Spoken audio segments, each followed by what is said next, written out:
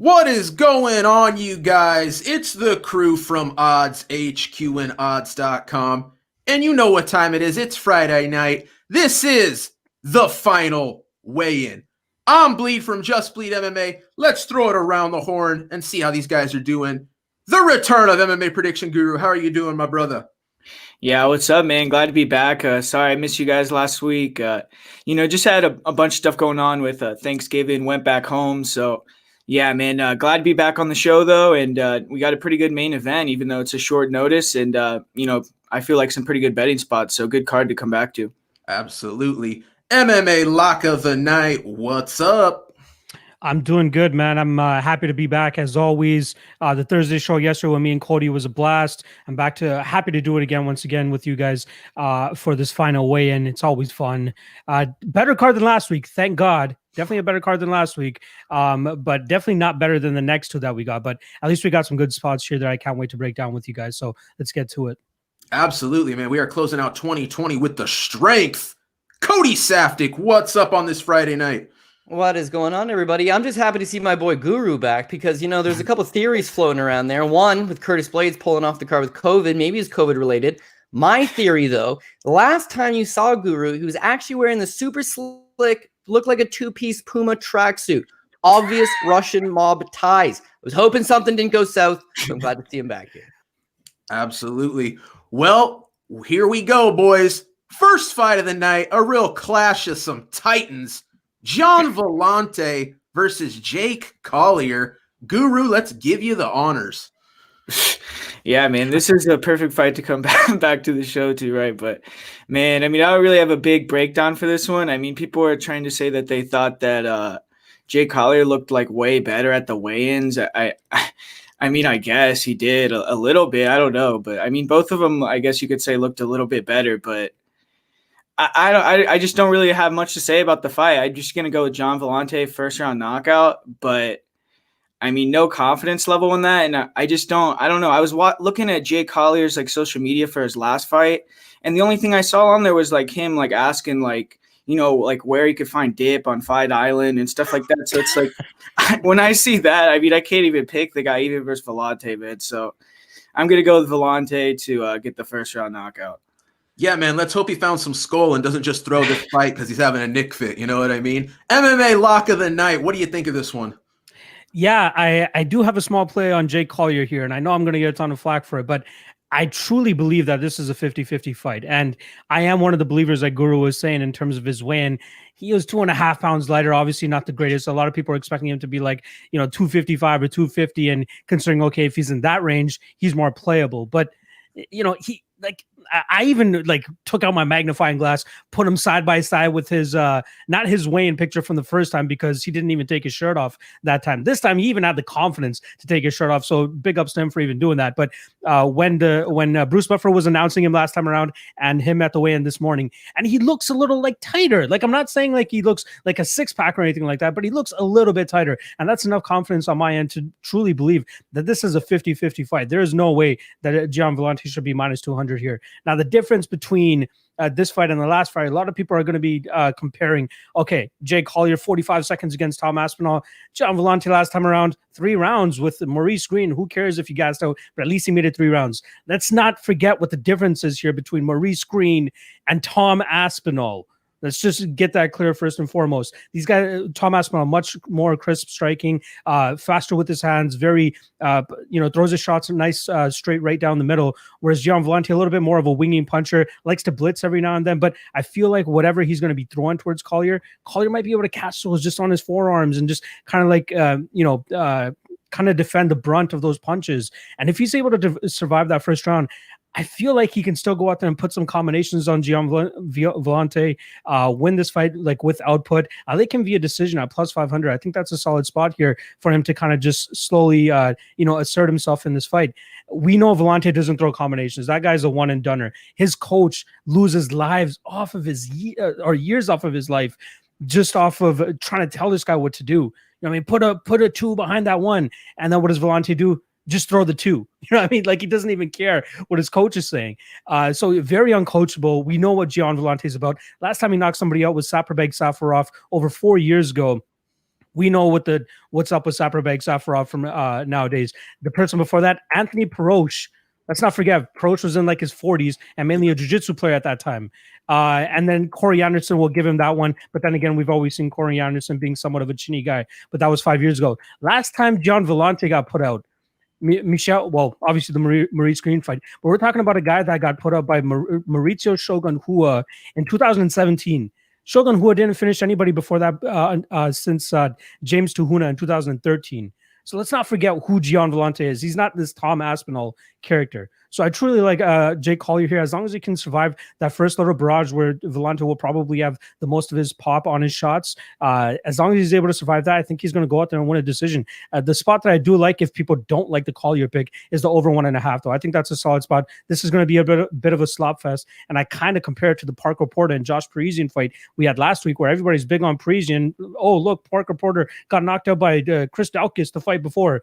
Kind of the same situation we got going on here. So I'm going with the dog here and Jake Collier. I was hoping to get that plus 200. Seems like people are kind of agreeing with me, or more people than I thought are agreeing with me on Collier, which is why we're not getting that plus 200. But I still don't mind that plus 170, plus 175 spot. And even that prop that we dropped yesterday as well, plus 500, plus 540 on Jake Collier to win by decision. So more long-winded of an answer than you want for a fight like this, but I feel strong in my stance with Jake Collier here. So yeah, I got Collier by decision. Taking the dog shot. Cody Saftik, what do you think, man? Yeah, well, I'll give Lock of the Night shout out, first of all, because he did have Parker Porter last week, so I'll give him that. And when it came down to it, it was like everybody was like, oh, man, Parker Porter's awful. And at least he was able to recognize they're both awful. It was way lined closer to a 50-50 fight, and it was. And he's absolutely right. So when we all go out there and we're like, man, Jake Collier's awful. It's like, to make the suggestion that they're both awful again in the spot, yeah, it's a good point. Like, Gian Villante is not a heavyweight. His best days are at light heavyweight, and you can argue that his best days really weren't all that great to begin with. He's 35 years old. He gave a poor account of himself in the Maurice Green fight, considering it was Maurice Green. And I completely agree with the thought process that Tom Aspinall is legit. Like, losing to him in the fashion that he did is not necessarily a huge knock on Collier. It's the same thing. Everybody looked at Parker Porter and they're like, oh, Daukaus smoked him earlier. So like, you don't give him his credit. This guy's in the same boat. He got smoked early. Nobody gave him his credit. Pierce last weekend, same thing. It's just like, oh, Joe Lozon smoked him early. You don't get his credit. It's like, just because you're coming off a loss where you didn't look particularly good doesn't mean you don't have enough of the skill set to stay in this fight. Maybe Collier's live in that sense. But honestly, we all knew Jake Collier came in really poor shape in his last fight. Guy didn't look like he was training. He's got stretch marks on him. What has he been doing for 3 years? Didn't look like he really got motivated for this fight. He comes in at 264 pounds. Embarrassing. This fight, it does seem that he appears to be in better shape, but he's 264 and a half pounds. This is like, didn't lose any weight, didn't seemingly get in better shape. Whereas Gian Villante dropped 12 pounds, right? He was 255 against Maurice Green, and he didn't look in good shape. In this fight, the whole lead up, it was like, dude, look at Instagram, look at Chris Weidman stuff, look at everything. It looks like Gian Villante's taking this a lot more seriously. I've heard it before. I've heard it a million times. Gian Villante is who he is. But for him to come in at 243, seemingly in better shape, if he's got a little better cardio than Jake Collier, yeah. I mean, I think that he's the play. My play would be Gian Villante. However, beyond all that, he's too big of a favorite. He's minus 190. It's two lumbering heavyweights to two slow guys. I do agree that Collier should have a little more merit than people are suggesting. But the real play is, and Locke did mention this as well, the over 1.5. The over 1.5 is like minus 167. When you look at Gian Villante, right, his knockouts, Saprabag Safarov, way back when, they're guys 4 or 5 years ago, and that's at 205. That's not going to translate to heavyweight. He's not going to hit like Tom Aspinall. So you got to take that recency bias of Collier just toppling over out of it. These guys are probably going to go out there and, similar to Josh Parisian and Parker Porter, just like lumber around, and it's a slop fest. And just remember Gian Villante against the likes of Sam Alvey, where he just like stands there, doesn't throw punches, and it's lumbering, and he gets clipped, and then it slows down again. Like that's what this screams. I'd say the over 1.5 is nice. The fight to start round 3 is nice as well. And if you're gonna chase like a plus money prop, like it could go to decision. And if you feel Gian Villante didn't have a decision, pays nice money. If you're going Collier like Locke, and he's saying it himself too, Collier by decision, like that's chasing some big plus money. But if you want to be safe about it, I think the safe play on this fight is the over 1.5. Nice.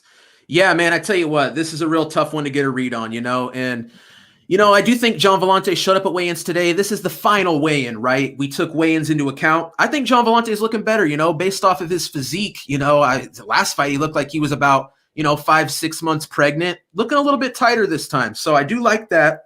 my pick's going to be Gian Villante, but really, what do we know about Jake Collier at heavyweight? And really, it's nothing. He went out there, got knocked out in 45 seconds by Tom Aspinall. Like you said, Locke, Gian Villante is no Tom Aspinall at this point. The only thing I worry about is that Jake Collier really is just kind of phoning it in.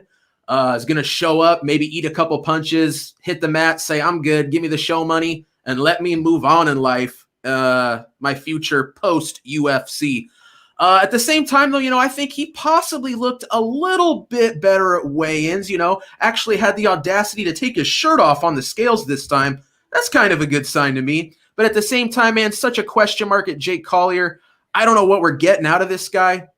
It's got to be better than what we saw last time, but I still just don't know. Like I said, the pick is Gian Villante for me. I don't know if I'm going to have any action on this one, you guys. I feel like that over 1.5 is probably going to come through, but man, I just don't know what we got. So it's going to end up being a pass for me. But, the UFC kind of gave us that one to start off the night. I think they kind of realized, hey, this is probably not going to be the most exciting one. Let's kick off the night with it. This should be a good one, though. We got Damon Jackson going up against Ilia Topuria. Locke, you want to start us off here? Yeah, what a difference in fights here. Eh? We get the tubbies to start off the night, and then we get these like beasts on the ground, and Topuria and Jackson. I'm super excited for this. Easily, my pick for fight of the night, and probably the fight that I'm looking forward to the most here. Now, I've been kind of high on Ilia Topuria since his fight with Brian Bouland. That was way back at Cage Warriors 94 in June of 2018. I don't know what came over me to kind of like tape study that fight or that card for some reason. But once I saw the plus money on Topuria in that situation and kind of ran the tape on him, obviously leading up to that fight, the only one that was kind of credible was against an 8-1 fighter named Mika. It was some guy, some Swedish guy, but his wrestling looked good. His jiu-jitsu looked great too in those fights, which kind of led me to that eventual bet on against Brian Bouland, and I was happy that eventually hit. But this is a guy that I've been keeping my eye on since then. He went more than a year after that without getting a fight, though, so that was very, very concerning. But I was more than happy when the UFC signed him, even on short notice against Yusuf Zalal. And originally, he got signed by Brave CF, and I thought he was going to spend a couple more fights there. But thankfully, he comes over to the UFC now, and the guy's a really good grappler, like really, really, really good, high-level grappler, one of the best in Spain from what I've been hearing. I feel like he has the same type of wrestling or to a similar level of Mirsad Bektik, and I feel like that's the type of style he'll be able to be successful with here against Damon Jackson, kind of just wrestling him, taking him down almost at will whenever he wants, and really getting his jiu-jitsu game going. And that's where I'd like him to like lock up his submission. I think that he'll be a little bit more aggressive with the submissions than Mirsad was, and I think he'll be more successful with locking up one of those submissions. Now, another thing or another caveat to this with Topuria's game is his striking too. We don't really know where it's at. He has one knockout finish on his record, which was his fight right before the UFC, but most of his work has been done on the ground and in the jiu-jitsu. So it would be nice to see what his striking looks like, as I believe that Damon Jackson, not the greatest striker. He wants to get the fight to the ground too, where he can get his business going. But I truly believe that Topuria is better than him almost everywhere. Now, the only issue here with Topuria is the questionable gas tank. He came in on super short notice against the Lol, so I'll give him the benefit of the doubt there. But I truly believe that if we see him in the third round here, and I hope we get those questions answered because that's something I want to know, but I truly think that we'll see him in the first or second round snatch up a Darce or some sort of choke to get the win here. So I do like Topuria, and even Topuria by sub or even inside the distance, I think is a good spot. But the under 2.5 is definitely the spot that I'm looking at the most. Minus 155 is what I got it at. I think that's still a really good line, as these guys are all action pretty much all the time. Damon Jackson doesn't really go to a decision. I think it's only once or twice he's ever seen the scorecards. So I love betting on the unders when we're talking about guys like this. So I do like the under 2.5, but I do think it's going to be Topuria that eventually locks up that submission in the first or second round. I like it. Cody Saftik, let us know. Yeah, well, I honestly hate to be the guy that brings it up, but again, like Topuria opens at minus 170, and it's nice. I like Topuria. He's my guy. Again, like Locke saying, I think he's got the skills. He's a good grappler. His last fight, he won, takes on a short notice. 2 against a guy in Yusuf Zalal, who was already 3-0 in 2020 in the UFC. He was on a bit of a roll. Trains at Factory X Muay Thai. Goes out there and beats this guy short notice, so he got a little bit tired. But the key here is that he had never been to decision before. He had finished everybody. He's got like 7 submission victories, 1 knockout. getting that test is perfect. Now this fight's only 2 months later, so it's like it's just a continuation. You know, he's still young. He's 24 years old. He's getting better. His grappling's good. His wrestling's good. His striking is a work in progress. But luckily for him, if this fight stays standing, he still figures to be the better striker than Damon Jackson. With Damon Jackson, he's now become a live underdog in that betting it from 170 to 250. Again, it doesn't change my pick. I still think Topuria is the better fighter. I still think he gets the win. But it's like it's just more, added risk because Damon Jackson's going to be throwing up submissions the entire time. He's the more experienced guy. He's got a lot more fights on his record. He's a really potent finisher. He's got 18 professional victories. 17 of them are by way of finish. The thing I don't like about him is that ultimately he's a guard puller, right? And I don't bet on guard pullers. If you don't have enough wrestling to get the guy to the ground, then how are you going to really employ your jiu-jitsu? Mirsad Bektic fought like a scared man. Mirsad Bektic, you can kind of look at his career and see that he's probably got it's a bit of a head case, right? Like he's in his own mind. The guy is supremely talented, and he puts an absolute thrashing on Damon Jackson. Unfortunately, just in the third round, he doesn't want to exchange on the feet. He gets him on the ground, and he just keeps putting himself in these bad spots. He gets submitted. It's understandable there. With Topuria, it's like he's confident, he's young, he's a good grappler. I just don't think that he gets, and mind you, he could get caught. Like when you look at the use of Zalal fight, he puts himself in a few guillotine chokes. Like you don't want to be in that situation with Damon Jackson. Damon Jackson's cardio also looked pretty good against Mirsad. It's a credit to him to get thrashed for 2 rounds and then come back in the third round and, submit a guy. Like that's all good. His chain submissions look good. He was willing to, keep throwing stuff until eventually one of them stuck. And like to hear him in his post-fight interview, it shows like the guy's got pretty good ring IQ. He's pulling guard because he just knows his wrestling's not good enough. Let's that aside. But in his post-fight interview, when he's just like, yeah, I knew as soon as I locked it in, he goes, I got one in the first round, and I knew if he doesn't pull his chin, like he breaks it down in the sequence that how do you not stick a guy with 3, 4, 5 guillotine chokes and then pick him up on the 6th one? Like he just knows small adjustment, I'm going to get him. So if Topuria does get tired and he is green and he's one of these undefeated guys that just hasn't tested those deeper waters, then Damon Jackson is definitely a live underdog for sure. And live underdog in the under 2.5, as Locke mentioned, Damon Jackson by submission, if anything. But yeah, I'm a Topuria guy. I just think he's going to be too strong. His wrestling's better. He's going to be able to keep this fight standing. And when it does keep standing, he'll be able either to cruise, I mean, not cruise, but win a decision, certainly on the basis of a stand-up, or low key, and it's like plus 325, is that Topuria scores his second career knockout. Because Damon Jackson not only has 2 of his 3 losses coming by way of knockout, he's technically lost 4 times. Hani Jason's a no contest because it was a positive drug test. That was a triangle, but he's been submitted twice. He's been knocked out twice. Could Topuria catch him with a submission? Possibly. But the knockout, like you look at the way he's been knocked out, the Kevin Aguilar fight's like, oh my God, this man just got literally sent into the shadow realm. Like it is a nasty knockout. And then that PFL fight, it's like a flying knee 10 seconds into the fight. Like you shell shock the guy before he's got a chance to get going. Mirsad Bektic put a thrashing on him, but Mirsad Bektic is not exactly a power puncher. Topuria, not a power puncher either. But again, if you're getting thrashed by these guys, like who knows, maybe he puts himself in a compromising situation. So Topuria, I'd agree with the under 2.5. And I would say, Topuria by knockout worth maybe a look at the very least. Absolutely. Guru, how do you feel about it? Yeah. Earlier in the week, I was thinking maybe Jackson was, like super live. And it was only because when I watched a couple of Topuria's fights, I do think that he's a little bit undersized. I mean, he's going to be like much significantly smaller than Damon Jackson in terms of the height and the reach. And he did have a fight on the regional scene where he did fight like a long, taller guy. He got dropped at the head kick. And that was the fight where he did get the uppercut knockout.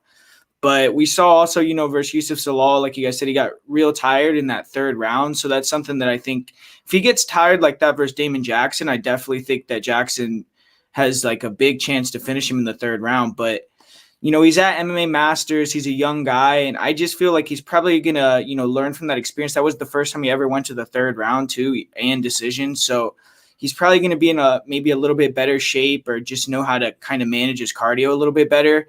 And I think that probably his team probably told him too, like, besides a knockout, because the thing about Damon Jackson too is he kind of like ducks his head a lot or kind of overextends on his punches and falls forward. So that's like why he got caught with the uppercut and the flying knee. Like I guess the one in 10 seconds, I don't know. But the uppercut, I mean, Topuria had his one knockout with the uppercut. So I could see that too.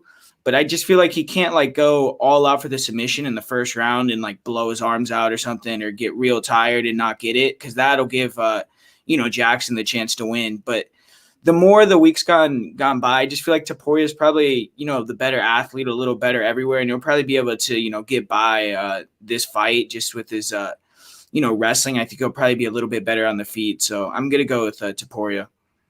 There you go. Yeah, I mean, I think you guys pretty much nailed this one. I do have a feeling if Jackson's going to win it, it could be when Topuria gets tired, hits that guillotine. The guy's got a nasty guillotine, but it's like Cody said, he is a guard puller. Topuria is a guy that wants to get on top of you. I see Topuria kind of being in a situation where he'd have to make a mistake, get caught in a sub to lose. I feel like that's pretty predominantly the only path to victory for Damon Jackson. I got Topuria in this one, feel pretty good about it. So, rolling right along, here we go. This is an interesting one here. We got Jimmy Flick going up against Cody Durden. Let's start it off with Cody Saftik. Yeah, I got to roll with my boy Cody Durden and keep the Cody legacy in the UFC well and good. But in all seriousness, so the big question here is that he's coming down to 125 for the first time, which I found a little bit surprising considering he didn't seem like really the biggest bantamweight. But again, I mean, that's going to be key for him, is that how is he going to look at the scales? How is he going to come in and weigh-ins? Was he going to make the weight? He was talking a little bit of shit online, being like, I don't know if I'm going to make it. And whereas he weighed in early and he did make the limit and he looked okay, he was wearing sunglasses. Yeah. Now, this is a thing that I picked up on long time ago from going to a lot of live fights, that like the guys that wore sunglasses were usually really drained. They're sucked in eye sockets. They don't look good.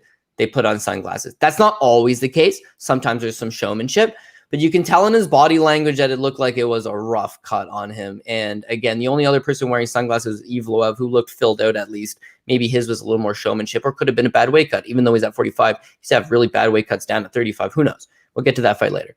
But in this case, it's like Durden's got to make sure he's got a couple rounds of gas, because Jimmy Flick's another one of these guys that when we talk about matchups with, Damon Jackson, who's going to keep throwing up submissions and get you tired. Like Jimmy Flick throws up a lot of submissions. Obviously, he's got the Dana White Contender Series record for most submissions thrown up in a fight. And that tells you two things. One, none of them stuck, right? It wasn't like he submitted them on the very first try, but it's like he just keeps going back to it. And similar to Damon Jackson making those adjustments, like he doesn't care. There used to be this old like cliche, you watch any old UFC fights way back in the day, where they'd be like, oh, he's going for the rear naked choke, he's going for the guillotine, and then they wouldn't get it, and they'd be like, oh, he burnt his arms out. Oh, man, he went for it so hard, he burnt his arms out. It's like, no.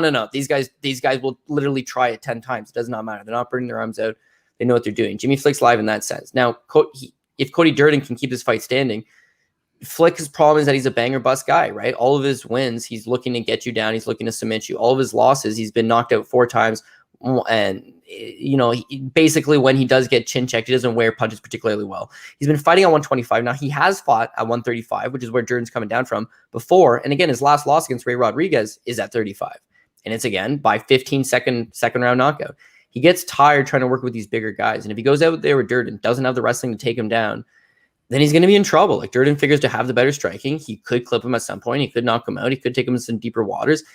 It's just how you believe how he looked on the scales. He looked okay. He made the weight. He weighed in early. Those are all good signs. Sunglasses, maybe I'm buying too much into it, but this guy can't get tired. The Gutierrez fight, let's give him pass. 1, it is at 135. 2, he took it on short notice. 3, I don't know. I can't even give him an excuse. He exerted no energy in the first round. He just backpacked him the entire time. And then in the second and third rounds, he was tired. So if he comes in here full camp, all good, but the weight could affect him and he goes out there against Jimmy Flick and beats him in the first round, but doesn't knock him out. Second or third round, he's tired. Like Jimmy Flick could make something stick. So this is a bit of a dicey fight, but honestly, I got a closer line to more of an even fight. And for that reason, I can't deny that plus money on Durden. I think that him being at 125 should give him that strength advantage. That strength advantage should allow him, similar to Ilia Topuria, to be able to keep this fight standing. And if he does have the better strength than Flick, and by the way, he does have better strength than Jimmy Flick, that's the key. Keep this fight standing, get into the second round, maybe go over 1.5, and then take him out later round 2 into round 3. But if he tires from a bad weight cut, then it's going to be live. So honestly, my pick coming in, I'm going to take the underdog. I'm going to take Cody Durden. But this is a really interesting spot to take that live bet, right? Cody Durden could look really good in the first round. You're going to get a much better price than Jimmy Flick. And then Flick's going to stick him with something in the second or third. Or Cody Durden comes out there. You got plus money on him when the round starts. And you can bet plus money on him the other side, or like plus money on Flick the other side. Hedge yourself out. Like, I think he will have a good first round. But you'll have a much better indicator in that first round of, are his punches hurting? Like, he's got knockouts on his record, but he doesn't look like a big power puncher. The problem is that Flick has been knocked out from the likes of Chris Gutierrez, who if he's not leg kicking you or smashing you with a knee up the middle, like he's not knocking you out with his hands. Like Flick's got a questionable chin. He's got questionable striking. He's got questionable cardio at times. I'll admit his last fight in Contender Series cardio checked out really well, but that was one-way traffic, right? So I'll take the dog on this one. It's going to be a dog or pass type fight for me. Sure. Guru, how do you feel about it? Yeah, I'm going to have to agree with Cody here. I'm going with Cody Durden in this one. And, you know, it's kind of for the same reasons. I do feel like Durden is a lot more athletic, just going to be the faster guy on the feet. He has a lot better movement. And Flick, I mean, when he gets hurt, he'll just back up to the cage, it seems like. And he doesn't really, you know, show good, like, composure when he gets hurt. He really kind of just shells up a little bit. So I feel like Durden does have the potential to finish him in this fight. But, yeah, just like you said, he actually did fight one fight at flyweight versus Jared Scoggins, and he looked really bad, got dominated, lost a decision. And then, so that is interesting, you know, but I guess he has been working with Trifecta, you know, and he made the weight and everything like that. So hopefully he made it in a good way, could fill up and be good tomorrow. But I do worry if Flick gets him down, like even one time, I think he could potentially submit him, because I've seen Durden, like he gives his back to stand up, and he has gotten submitted by low-level guys. Like I think he got submitted in 2018 against someone that was 12-13, Ryan Hollins or something like that. So, I mean, I would be kind of worried if Flick gets it to the ground, but, you know, I'm going to bank on Durden having a good fight IQ in this one, you know, having at least a, you know, good enough weight cut to deny the takedowns, keep it on the feet, because I do think he's the better wrestler, and just outstrike him and either get the knockout or win a decision. So I'm going to go with Durden. There you go. Locke, what do you think?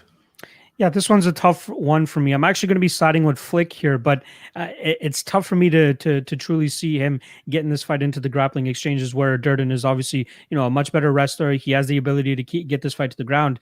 Now it comes down to his ability to keep it on the feet, right? If he's able to keep his striking going and landing some good shots on Jimmy Flick, who just does not look comfortable at all on the feet. Like, I don't want to say he's Malcolm Gordon level when it comes to taking a shot, but we're getting damn near close to that territory, right? With Jimmy Flick here. I do want to give a shout out to Cody Durden in terms of he originally came out of ATT Atlanta or ATT Georgia, where I believe it is the Lima brothers, Douglas Lima and Diego Lima, mainly train out of there. I believe Anthony Rocco Martin was moving over there a little bit too to do some training, but Cody did move over to the main facility now in Coconut Creek just to get a little bit more looks. He's having videos with like Junior Dos Santos and stuff too. So you're seeing that he's having a good time over there. I'm not saying he's training with JDS or anything like that, but he's getting good looks from other guys that are at a high level and have seen this type of stage before.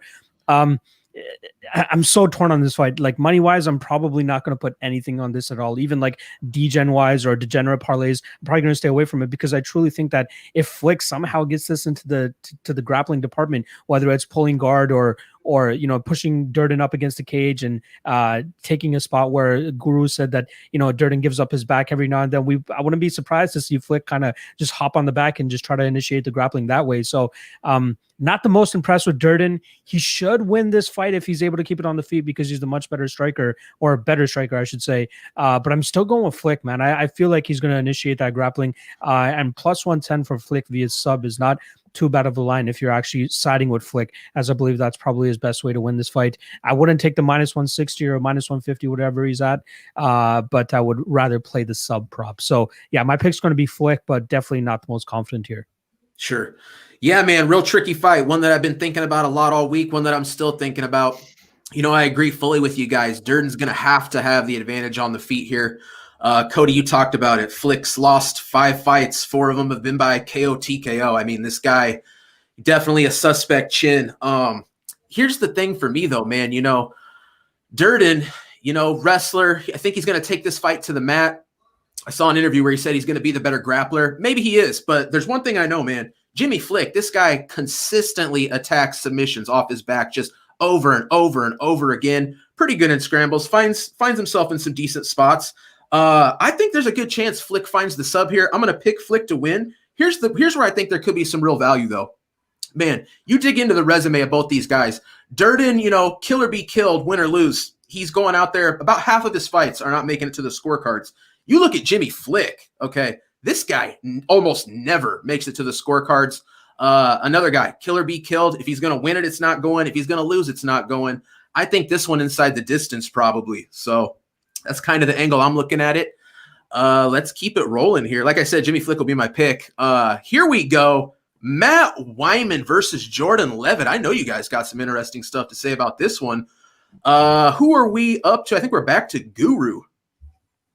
Yeah, man, super interesting fight. I'm excited for this one. We got Jordan Leavitt. He's going to be making his debut. And, if this is, in my opinion, a good matchup to kind of ease him into the UFC to me, because I don't know. I mean, from what I've seen from Matt Wiman in his last two fights, I just haven't seen much like that's dangerous. I mean, he's shown the ability to kind of endure, I guess you could say, and be tough and like make it to the end. But on the feet, I mean, I don't really see him throwing. Like, he looks super slow. He stands straight up and down. I don't think he has the athleticism anymore to kind of like force like these striking exchanges. He just throws these leg kicks and kind of tries to close the distance, because I think he kind of feels uncomfortable on the feet too. And I mean, Jordan, he's going to be trying to get it to the ground, so the striking is going to be kind of interesting. But I mean, I think when it gets to the ground, I just see Jordan being, the more new school grappler, being able to create these scrambles, get on top. I mean, Matt Wiman in his two fights since he's came back too, he's gotten really dominated in the grappling as well. But he's just shown the ability, to kind of not get submitted and just stay in the fight. So I don't know if he's going to get finished, Matt Wiman, but I just think Jordan is going to win, either a decision, or if he does find the submission, be the first guy to submit Wiman. But it'll probably be, in my opinion, a decision win for Jordan Leavitt. Sounds about right to me. What do you think, Locke? Yeah, this is one that I've kind of been going back and forth about in terms of whether Leavitt will be able to get the sub or not. And after talking to my guy Cody yesterday, he kind of reminded me that Wiman's never been submitted, and Guru touched on it just now as well. Especially if we look at that last fight against Joe Selecki, like Selecki's much more imposing, much more physical than Jordan Leavitt here. Jordan Leavitt is more, maybe a little bit more technical, likes to use his fluidity a little bit more, if you want to call it that. But the fact that Selecki wasn't able to get the finish via sub was very concerning. Obviously, we saw Pena go out there and just absolutely smash Matt Wiman on the ground. But I feel like Leavitt, out of the three up-and-comers that Wiman has faced upon his comeback, Leavitt is probably the worst. Like on the feet, his striking looks absolutely horrible. Like it looks like he just took boxing class in January and then took his MMA fight in February. It just absolutely looks bad. He throws one shot every now and then, but he makes no bones about it. He wants to get this fight to the ground as soon as possible. And Matt Wiman, his takedown defense looks completely gone. It's vanished. He has no takedown defense. I'm sure Jordan Leavitt will be able to get this fight to the ground. Now, if it stays on the feet, I gotta kind of edge it to Wiman. Even though he's as slow as he is, he probably has a little bit more technique behind his punches and his kicks compared to what we've been seeing from Leavitt. But I do believe that we'll see Leavitt actually get it to the ground, get some dominant positions. It's not like he throws elbows from on top or anything like that. So I don't see him getting any type of finish via TKO, Luis Pena style. But if he's not able to secure that sub, which I don't think he will be able to, I like the decision prop on Jordan Leavitt. I think it's like plus 110 or plus 105. If you truly think that's if you like Leavitt, I think that's the way to go. I'm not sure if you'll get that submission. You got to give it up to Matt Wiman for still going out there and facing these up and comers. But man, he just does not look like a guy that will even get a win in the octagon anymore, and that's very, very concerning. So I wouldn't tempt my money on a plus 300-ish dog here on Matt Wiman, but I'm not the most confident on Jordan Leavitt either. So I'm probably leave it off of my DGen parlays. Hope you guys caught that one there, but I'm guessing nobody did, but it's okay. Yeah, I'm going to take him to win this fight by decision. Even the over is not too bad. Like if neither guy gets a finish here, I think the over is like slight plus money, which I don't think is a bad spot either. So yeah, I'll take Leavitt by decision. But the over 2.5 is the one that I'll say is my most confident pick here. Yeah, sounds pretty good to me. Cody, what do you think, man? Yeah, okay, so I like Jordan Leavitt. I think he's improving. I think he's got a lot of gaps in his game. But again, he's only 25 years old. He's put himself in a position to succeed. He's full-time in Las Vegas with Syndicate MMA, and you just seen this growth from 22 to 25 where he is getting better. He's an opportunistic grappler, but that's where he's limited, is that his wrestling's not great and his striking's not great. So he needs to make these grappling matches. And you saw with Chase Hooper, who debuted in the UFC, a few months back. It's like if he makes it grappling exchanges, he can have success. He's not a high level grappler, but against these lower level guys, like that's his path to victory. It's that he doesn't really have the other skills to back it up. And Chase Hooper wouldn't have got exposed had they not given him that type of matchup and a guy like Bruce Leroy, who's able to keep the fight standing, be a little savvier, have much better striking, and then show him those flaws. I agree 100% with what Guru's saying. They're giving Jordan Leavitt a really nice feeler into the UFC with Matt Wiman, in that Matt Wiman figures to just make this a grappling match. As far as like, oh, dude, he knows how to wrestle. What if he keeps his fight standing? It's like, he knows how to wrestle. Sure, I think he was a collegiate wrestler once upon a time, but his like knees are shot, his hips are shot, his body shot, his reaction time's shot. He's just not going out there and wrestling. If you're going out there and getting taken down by Luis Pena, it's a problem. Joe Solecki's a little bit better than that, and he took him down at will, like Matt Wiman's not being grappled with these guys anymore. And you see this time and time again with these aged UFC veterans, right? You just check out these grappling tournaments. They'll bring in a guy, whether it be a Joe Riggs, whether it be a Pete Sell, whether it be a whoever, the guys that have black belts, okay? And these guys, they're UFC veterans. They have that name. They go against these geeks or these nerds or guys you've never heard of, might be 10th Planet, brown belts, and these guys tie them up like pretzels because it's a grappling match, and it's new age grappling. It's different. It's not just like, your traditional positions. It's like they're operating on a new level. Jordan Leavitt's one of those guys. He's going to attack the neck. He's going to be all over Matt Wiman. Matt Wiman hasn't been submitted before, and I don't think Jordan Leavitt's the first guy. I think you hit the overs on this. I think that Jordan Leavitt goes out there and he's able to do his thing against Matt Wiman and try to get you don't necessarily have to take Matt Wiman down. You can just create a scramble, win the scramble, end up on top, and then from there he should have his way.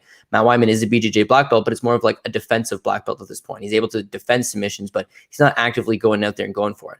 As far as Jordan Leavitt goes out there and shits the bed and pulls a Chase Hooper, it's like Matt Wiman hasn't knocked out anybody in 12 years, right? So it's not like that lucky punch is going to land. So that's why you hit the over. If Jordan Leavitt does go out there and shit in the apple pie for you, at the very least, it's like, you know what? Matt Wiman's path to victory would be win a decision. Jordan Leavitt, meanwhile, has never knocked out anybody. So he's got 5 submissions and 2 decisions. Well, if he's not able to stick you with the submission, it's going to go to the distance. Matt Wiman's never been submitted in a 16-year pro career. So I'm liking the overs as the best spot on this. Jordan Leavitt's at 4-1. It's too big of a straight-up favorite. So I would hit the over 1.5, the fight to start round 3, the over 2.5 if you like that. Fight goes the distance is plus money. Like those are all the plays I would be looking at kind of towards that. The last thing I do want to add in though, and this is just one thing where Leavitt's won't be one of my like absolute parlay pieces, even though he's one of the bigger favorites on the card, is that, did anybody else notice this? Like he looked drained at the weigh-ins. Like he just looked zapped. He didn't really he looked lethargic would probably be the best way to put it. Like he just didn't look into it, pumped up. Whereas Matt Wiman knows that pink slip's hanging right in front of him. You might as well go out there and, do the best he can. And if Leavitt doesn't get this fight to the ground and does start to get tired, as we've seen, and tries to, butt scoot his way to a win here, it's going to get dicey, and you don't want it to be dicey at 4-1. So the over is probably the safest play on this one. Sure. Yeah, I'm going to take Leavitt in this one. It's like you guys said, Wyman's never been subbed. So is the Monkey King going to be able to go out there and do it? I mean, I guess so. Maybe he does, maybe he does come through with ease, but I don't think so, man. Matt Wiman's gone in there. Joe Solecki couldn't take him out, ended up making it to a decision. But the problem with Matt Wiman is it's like, since this guy's come back off that massive layoff, the best thing we can say about him, like Guru said, is he's surviving. Like, I can't think of any fight where I saw where they said, you know what, let's go, let's give it to the guy that survived. This guy's getting dominated. He's going out there, he's getting smashed. I got Leavitt in this one. I don't necessarily have the best feeling about it, but at the same time, I say to myself, what is Matt Wiman's path to victory here? And I'm really struggling to come up with one. The pick is Jordan Leavitt, but absolutely not in love with that minus 400 number. That's a little bit crazy for a spot like this. Give me Leavitt. I think you guys are probably spot on, though. The over is probably the one on this one, in my opinion. So we're rolling. This is a fight we actually talked about a few weeks ago. Ended up not happening. We got it this week. Luis Smolka going up against Jose Alberto Quinonez. Lock of the night. You want to get us going on this one? Yeah, I do have a play here on the under 2.5 at plus 130. And I think that's significantly based around the fighting style of Luis Smolka. So we've seen him come back to the UFC. He's had, 4 fights now. He's 2-2. But the one thing that we've seen from him in every single one of those fights is his pressure and moving forward and his newfound love of his boxing, especially his body work. And that's something that I really like to see from him. Like just targeting the body as much as he does, just waiting for the hands to come down and then start going up to the head. And now sometimes the fight doesn't play out long enough that he's able to truly imply that type of game plan to the best of its abilities, like he got put out by Matt Schnell and Casey Kenny in the first rounds. But then in the Sumo Derji fights and even the Ryan McDonald fights, like he was laying it on those guys and eventually found the finish there. Obviously, Ryan McDonald, not the guy that we, or actually, you know what? A lot of people saw through his fake record coming into the UFC. So I know a lot of people are pretty low on him there, but it's still a win for Louis Smolka. Now, Alteco Quinonez, he seems like a guy that he will be successful against a guy like Carlos Watson, who is looking for that big shot, who's a little bit more slow and plodding rather than Louis Smolka, who's going to be kind of pushing forward. And that's where we've seen kind of Quinonez wilt in the past, when guys are putting the pressure on him, moving forward, and just not letting him have the time to, you know, dance around and do his little 1-2 on the outside and then, you know, move out. I think Smolka is going to be in his face the entire time. And I love the under 2.5 when we have a guy that loves to push the fight. And it seems like that's a style that Smolka is trying to implement now, at least in his most recent UFC run. He has decent jiu-jitsu. I still think that he will be able to tap Quinonez if he gets him into like certain situations, whether it's a club and sub or even getting the fight to the ground. But I truly think it's going to start. His game plan starts with that body work. Just open up the body as much as possible, and then get the hands down and start bringing the work up to the head. And whether it's a club and sub or even going for a takedown, I just love the style of Smolka. Now, we know he had that bad weight cut a couple of weeks ago, which is why the fight fell off. Came in 3 pounds overweight, didn't look that good. But I don't know about you guys. For this morning, he looked pretty good to me on the scales. Like, he looked like he was healthy. He looked like he was full. Like, he, you know, he's even making Twitter posts and Instagram posts, like just saying, you know, I look big. And even Sean Shelby looks thick, and he's just trying to make jokes and all that stuff. So it truly, in my opinion, truly shows that he's all there, which is really important here. So I think that we see Smolka just continuously move forward, put the pressure on Quinonez, eventually break the dude, get this fight to the ground, or even just kind of pound away on him at the feet. I believe the TKO prop for Smolka is plus 600, which isn't too bad of a line if you believe that he's going to keep it on the feet and just start working the body and getting up to the head. But the club and sub, obviously the submission prop, I think is in the plus 200 range. I think that's a solid spot as well. But I truly think we'll see a Louis Smolka finish. The under 2.5 is not too bad either. If you guys really can't trust Smolka, you know, if he has any remnants of that bad weight cut a couple weeks ago, it will definitely show in his cardio given his fighting style nowadays. But I do think Smolka will be the one to get Quinonez out of there. So I'll go with Smolka, either first or second round TKO or sub. I can't really put my finger on which one, but I like the under 2.5 at plus 130. I think there's a ton of value there. So that's my angle for this fight. I like it. Cody sapped it. Go ahead. Yeah, honestly, Smolka made a statement on the scales. One, he looked good, but beyond that, to come in 3 weeks ago to miss weight and then to pull out of the fight and be sick, and then now the question mark is, is he having trouble with weight cuts? Is he having trouble in his personal life? Is he having trouble? Where's his head at? And all this and that. For him to come in and weigh in here, right? He could have made 136 pounds, right? No. Now think about the process of cutting the weight. He'd get to 136. His team would all acknowledge he's at 136. He's on weight, and he'd be like, no, you know what? Let's make championship weight. No, but championship weight's not even good enough. I would make 134.5 just to show. That's like that statement. Then he gets out there again. He looks lively. He looks like he's in good shape. I would speculate that Louis Smolka didn't cut the weight last time and then get sick after the weight cut. I would speculate Louis Smolka was sick the entire lead up, probably the last week or so in camp. And that's what hindered the weight cut. And that's what ultimately trying to cut weight while already being sick. Let's scrap the fight, get better, get back in. Okay, no problem. This time around, healthy, feeling good, cuts the weight, no problem. And now we've got a live player on our hands. I mean, the money line's pretty good as it is. Louis Smolka inside the distance is plus money, and it's nice plus money. But if you're looking at, and this, I'm going to give a shout out to my boy Rockstar Z on this because he's sharp to it as well. Louis Smolka doesn't show a ton of knockout power stand-up, right? So what the thought process is like, oh, wow, maybe he's not going to knock out Quinonez, but he's got some nasty body work, and he tires you out, and he works you, and he's got good punch output, and he's the kind of guy that's just going to wear you down. Quinonez has been worn down by other fighters in the past. It's just like, if you put it on him, you can't break this guy a little bit. Now, I'm going a little bit far back on Louis Smolka. When Louis Smolka is motivated, this guy's dangerous, right? And you look at the Ryan McDonald fight again. Ryan McDonald, they call him Ryan Main Event McDonald. They should change it to Ryan Everlast McDonald because he is a punching bag. Now, beyond that, the Suma Jerry fight, he's motivated. He looks great. The Kyle Estrada fight, you guys don't know who Kyle, well, you guys probably do, but I mean, most people don't know who Kyle Estrada is, but this is a guy who fought Adrian Yanez to a split decision just last year. It's not a joke competition. Motivated Louis Smolka runs through these guys. And he scores a TKO over there, technically. The ref drops it after the second round. But I want to go all the way back to that Ben Nguyen fight. Now, Ben Nguyen's a dangerous fighter. Ben Nguyen's scored some big wins in his career. Ben Nguyen's also a BJJ brown belt. When Smolka got on top of this guy, he styled on him. He floated on him. It was effortless. His BJJ looked crisp, and then he just absolutely mauled him and eventually TKO'd this guy.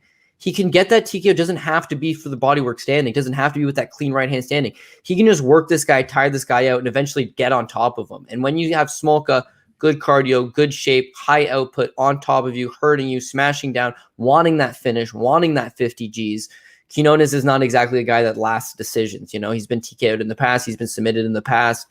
He's only ever lost one decision. It was way back in the day to Alejandro Perez. Outside of that, he's generally inside the distance type of guy if he's going to lose. So I was a guy that didn't mind Quinonez the last time around, just based on where Smolka at, seeing him weigh in. Oh, geez, we got this one in the bank. He gets sick. Oh, you Smolka backers got lucky. But seeing him in the weigh-ins now, seeing how he is taking this seriously, retaping it, inside the distance, Louis Smolka for plus money seems like a gift almost. So we'll see. Can't get too far ahead of ourselves, but I think he's definitely worthy of a play. All right. I'm glad you came around, Cody. Guru, what do you think? Yeah, man, I'm still on the same as I said last time. I'm pretty confident in Louis Smolka, and it's just because I just think he's, the more dangerous guy of the two. When you look at, the way that Teco Quinonez fights, it's more like he on the feet, he has the, the alliance style where he moves around. He's going to try to probably use his speed and just outpoint him and maybe try to time some takedowns, because Smolka doesn't really have great takedown defense. But I just feel like, on the feet, I don't think Teco, likes getting hit very much. He doesn't really have good composure too. Once he gets hit, like a lot of people, say like, he didn't really react well to that last fight with Sean O'Malley when he got stung, stuff like that. So, I do feel like just the pressure, even if Smolka's not really hitting super hard, if he can just start to accumulate shots, make the cage small and make it, hard for Quinonez to have his space, I could see him kind of just like not turtling up, but kind of, maybe getting dropped and submitted, something like that. And I just feel like even if Quinonez can get some takedowns, I don't think he has the top control to, keep a guy that's a good scrambler like Smolka on bottom. So I feel like if Smolka gets on top, he's going to be able to be the one that could keep top position, do damage, maybe get the submission. And on the feet, I think he's the one that could potentially get the finish too. So I agree with them. I think it'll probably be inside the distance. I mean, I think 14 of Smolka's 16 wins are inside the distance. So I got to go with Smolka, and I think he'll probably get a finish here. Yep. Well, consider me on board, man. I'm with Smolka. I was with Smolka when we broke this fight down a few weeks ago. He missed weight. The fight got pushed back. Here we are again. For me, when I think about this fight, I do feel like Smolka's the better fighter. I feel like Smolka's been a guy that, should be one of these top guys that we've had. And, I think he should be in the top 10 for years now. But, I feel like the thing with Smolka is it's, him kind of shooting himself in the foot. We know he had the substance abuse issues. I think he had perhaps some mental issues with, we would kind of see, what version of Luis Smolka are we getting in which fight, and you kind of have to read into the social media, where's this guy at mentally when it's coming into this specific matchup. I feel like we've put some distance. I think that's behind us. I think that's in the rear view. I think we are seeing that Luis Smolka that's showing us his true potential. I like Luis Smolka in this one, feel pretty good about it. The pick is Luis Smolka. And like you said, Guru, I wouldn't be surprised if he gets it done inside the distance. Okay, here we go. This is a good one. Movsar Evloev going up against Nate Landwehr. Cody Safdie, can you get us going? Yeah, well, Nate the Train, baby, my boy. And then the UFC does him no favors in giving him the Movsar Evloev. Like, talk about neutral. It's so stupid. This is what I hate about the UFC. They're talking about we want to build fans and we want people to tune in and we want these people fighting for these bonuses. And then you take a guy who's an absolute all-action fighter and you match him up against a smothering grappler. Like, and mind you, Movsar Evloev is not Khamzat Chimaev. He's not Khabib Nurmagomedov. He's not this like super specialist grappler that's going to take you down and dominate you and suffocate you and there's no room to get up. Like, there's definitely going to be room for Nate. And what I find funny is that the money line is just completely blown out of proportion. 6-1 for Movsar Evloev. So Movsar Evloev was the M1 Global Bantamweight champion at the exact same time that Nate Landwehr was the M1 Featherweight champion. They're both in the same promotion. Nate's the bigger guy, fights up a weight class. If you were to book this as a title fight, champion versus champion in M1, do you think the bantamweight champion would have been a 6-1 favorite over Nate? Like, crazy, right? And Nate's fought in a lot of these smothering grapplers that want to take him down and want to control him. But one thing he's got going for him is that he's able to drag you into some deeper waters. He's able to survive long enough. Yeah, his takedown defense leaves a lot to be desired, but his ability to scramble and get back up and then just keep pushing that pace on you, generally checks out for him. I mean, he's one of these guys that brings it. Evloev, meanwhile, he's 3-0 in the UFC. They've all been at 145, so he is starting to fill in. You see him at the weigh-ins. He is wearing sunglasses. Maybe it was a tougher weight cut for him. It does seem like he is getting bigger. He is, naturally getting older as well. He's only 27. There's a lot to like from Movsar Evloev.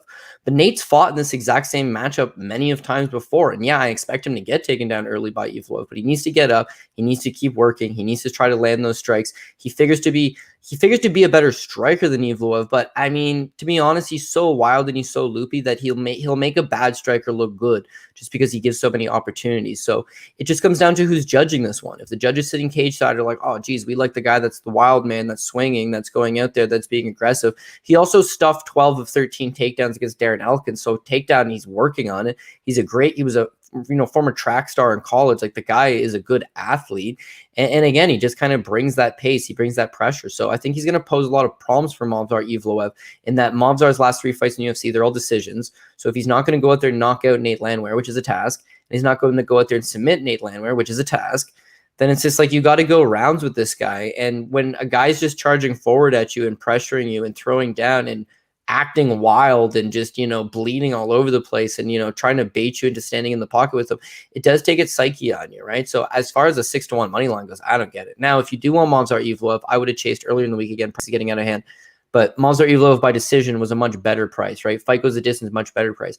Nate's got this thing about him where you're like, oh my God, look at the way he fights. It can't go decision. But he's actually won 6 times by decision. The Elkins fight, Elkins is kind of on the fence of being chinny, and he takes everything that Nate's got, right? You look at Nate's wins, right? These are his TKO wins. This is his last win by TKO, which is 2 years ago, the Andrei Lesnev fight. It's 3 minutes into the 3rd round. It's late 3rd round stoppage. The Kazmat Dalgiev fight, it's late in the 2nd round. The Mikhail Korobov fight, 2nd round. Almost all of his stoppages come in the 2nd and 3rd round, right? He's not really a 1st round kind of guy. So he would need to tire out Evloev and knock him out late. But if anything, he tires out Evloev late, wins the 3rd round. 1st round Evloev, 3rd round Nate Landwehr. 2 suspect judges gave it for Nate Landwehr that 2nd round because he got up with a minute left and swung some bombs. You don't want dicey decision at 6-1. So if anything, you're going to take Evloev by decision. I think the safe way to go on there is just decision. And because I'm such a Nate Landwehr nut hugger, been following this guy for a long time, Cody Sadek's going to have a little small action play on Nate Landwehr by decision. I like it. Guru, what do you think about this one?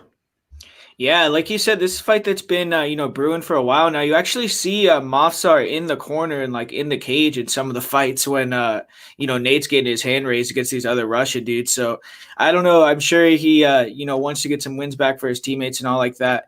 And I mean, I do feel like maybe Nate is a little bit better striker, but Movsar is over there at, Tiger Muay Thai. He's training with Petr Yan, people like that. And you saw if you're getting pieced up like that, bloodied up like that against Darren Elkins, I mean, I think anyone could probably land shots on you. I mean, it's going to be probably 50-50 on the feet.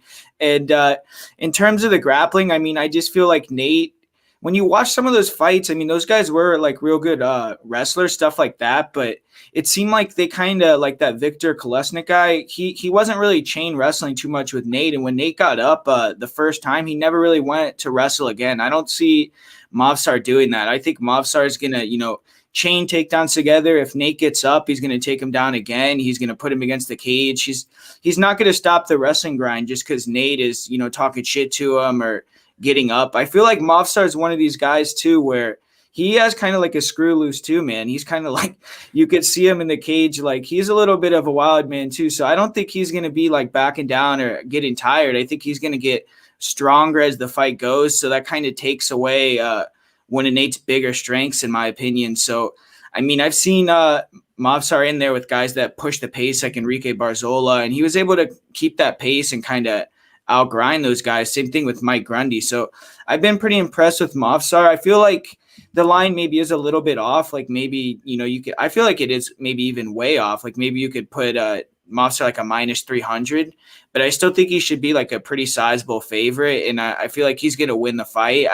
I don't think he's going to get a finish. So I do agree with, the overs, maybe the fight go to decision. And for me, the pick's going to be Evloev, but I do feel like it is going to be, closer than the line. Cause I think Nate is one of these guys that, you're going to know you fought him, even if you run over him, or even if it's kind of a real clear decision. Nate's going to land some shots, have some moments. So it'll be a fun fight, but I think Movsar will clearly be the winner in it, though. There you go. Locke, how do you feel about this one, man? Yeah, so besides Damir Ismagulov, Movsar Evloev is probably one of my favorite prospects in the UFC right now. Obviously, M1 champion over there at the 135-pound division, but his last couple fights in the UFC have been at 145, and it seems like he's slowly filling into his body and slowly filling into that weight class. So I don't think we need to read too much into the fact that, Nate Landwehr has been at 145 much longer than Movsar has. So I think that narrative is a little bit, we can debunk that at this point in time. Movsar, what I like, and Guru kind of touched on, is the difference between him and the other wrestlers that we saw Nate fight in M1 is he's a really good chain wrestler. Like, he doesn't really give up on just one takedown. If he misses on that first takedown, he's going for that second one or that third one. It's pretty hard to get the body lock off of this guy. Like, he's really, really good when it comes to that. And now with his ever improving stand-up game, working at Tiger Muay Thai, and I think even most recently he's been going down to ATT as well. We've seen working with Pedro Munoz and some of those guys. He's really refining his game and getting a bunch of different looks.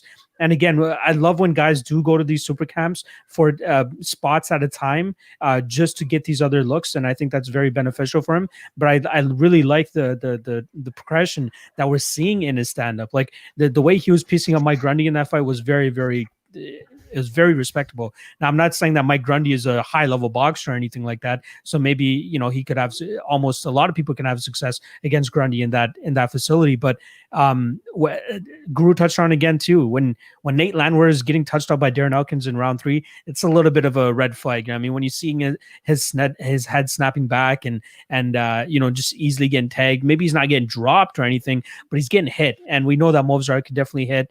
He's definitely getting better with his precision, with his striking. The guy just has such a great overall game. Now, I'll agree with the rest of the panel that this line is wide.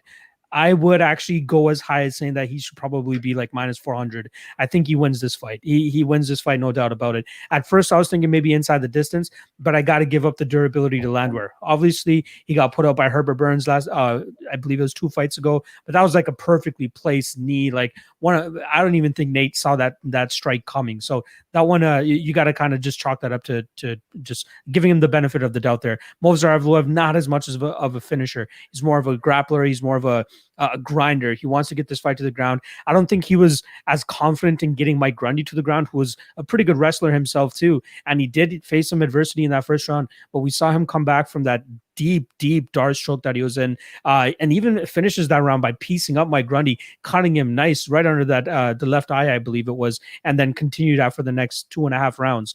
I believe that we'll see him attack the wrestling. If he's not super successful in it, which I still think he'll be successful with it, I still think he'll have the advantage on the feet. People like the whole Nate the Train persona, the whole character. Like Cody softly saying he's a nut hugger of Nate Landwehr, and I get it. Like, the guy's a maniac.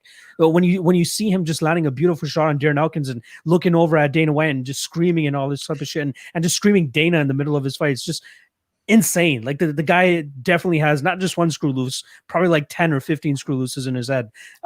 He's a very fun fighter to watch.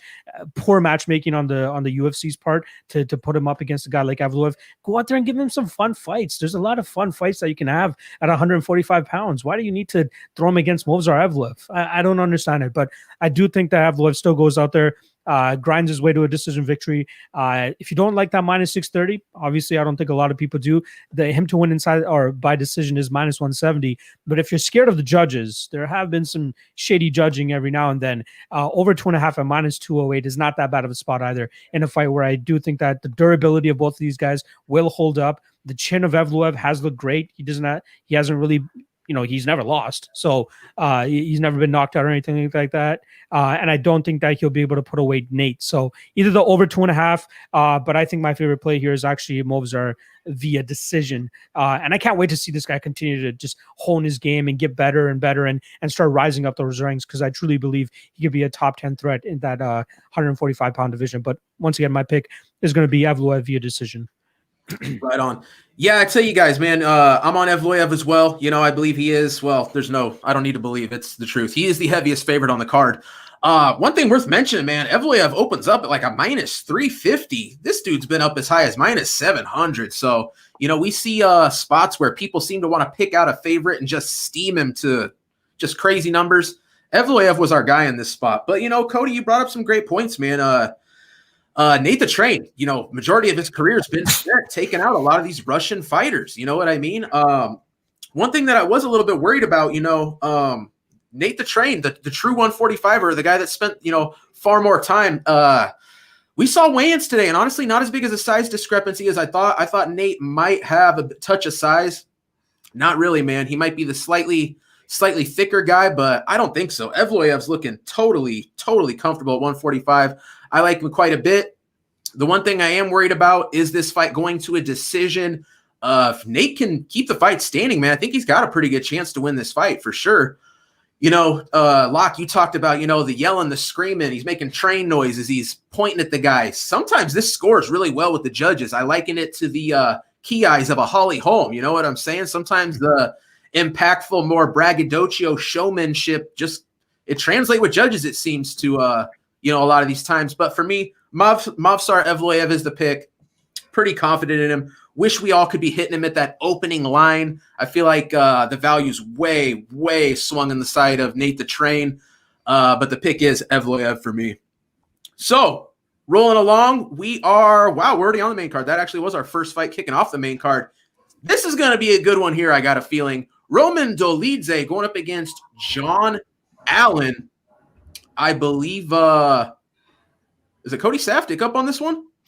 Yeah, I mean, talk about guys you wouldn't want to run into in a bar. I mean, Roman Dolidze is just a physical man. I mean, he comes in great shape all the time. He's obviously one of these big muscular powerhouse guys. And whenever you get someone who's raw and uses a lot of strength over technique and just goes for it, one always has to wonder how they're going to look later into rounds. We have seen him just, a handful of times outside of the first round. And yeah, he gets a third round knockout. I would say his cardio is probably okay. It's just you don't want to bank one of these guys at a really bad price and then have them come out and gas out on you, so to speak. But with John Allan, it's just like John Allan did not look good against Moreira on Contender Series. I mean, at all. He got controlled against, a slow plotting grappler. He was eventually taken down. He's eventually submitted.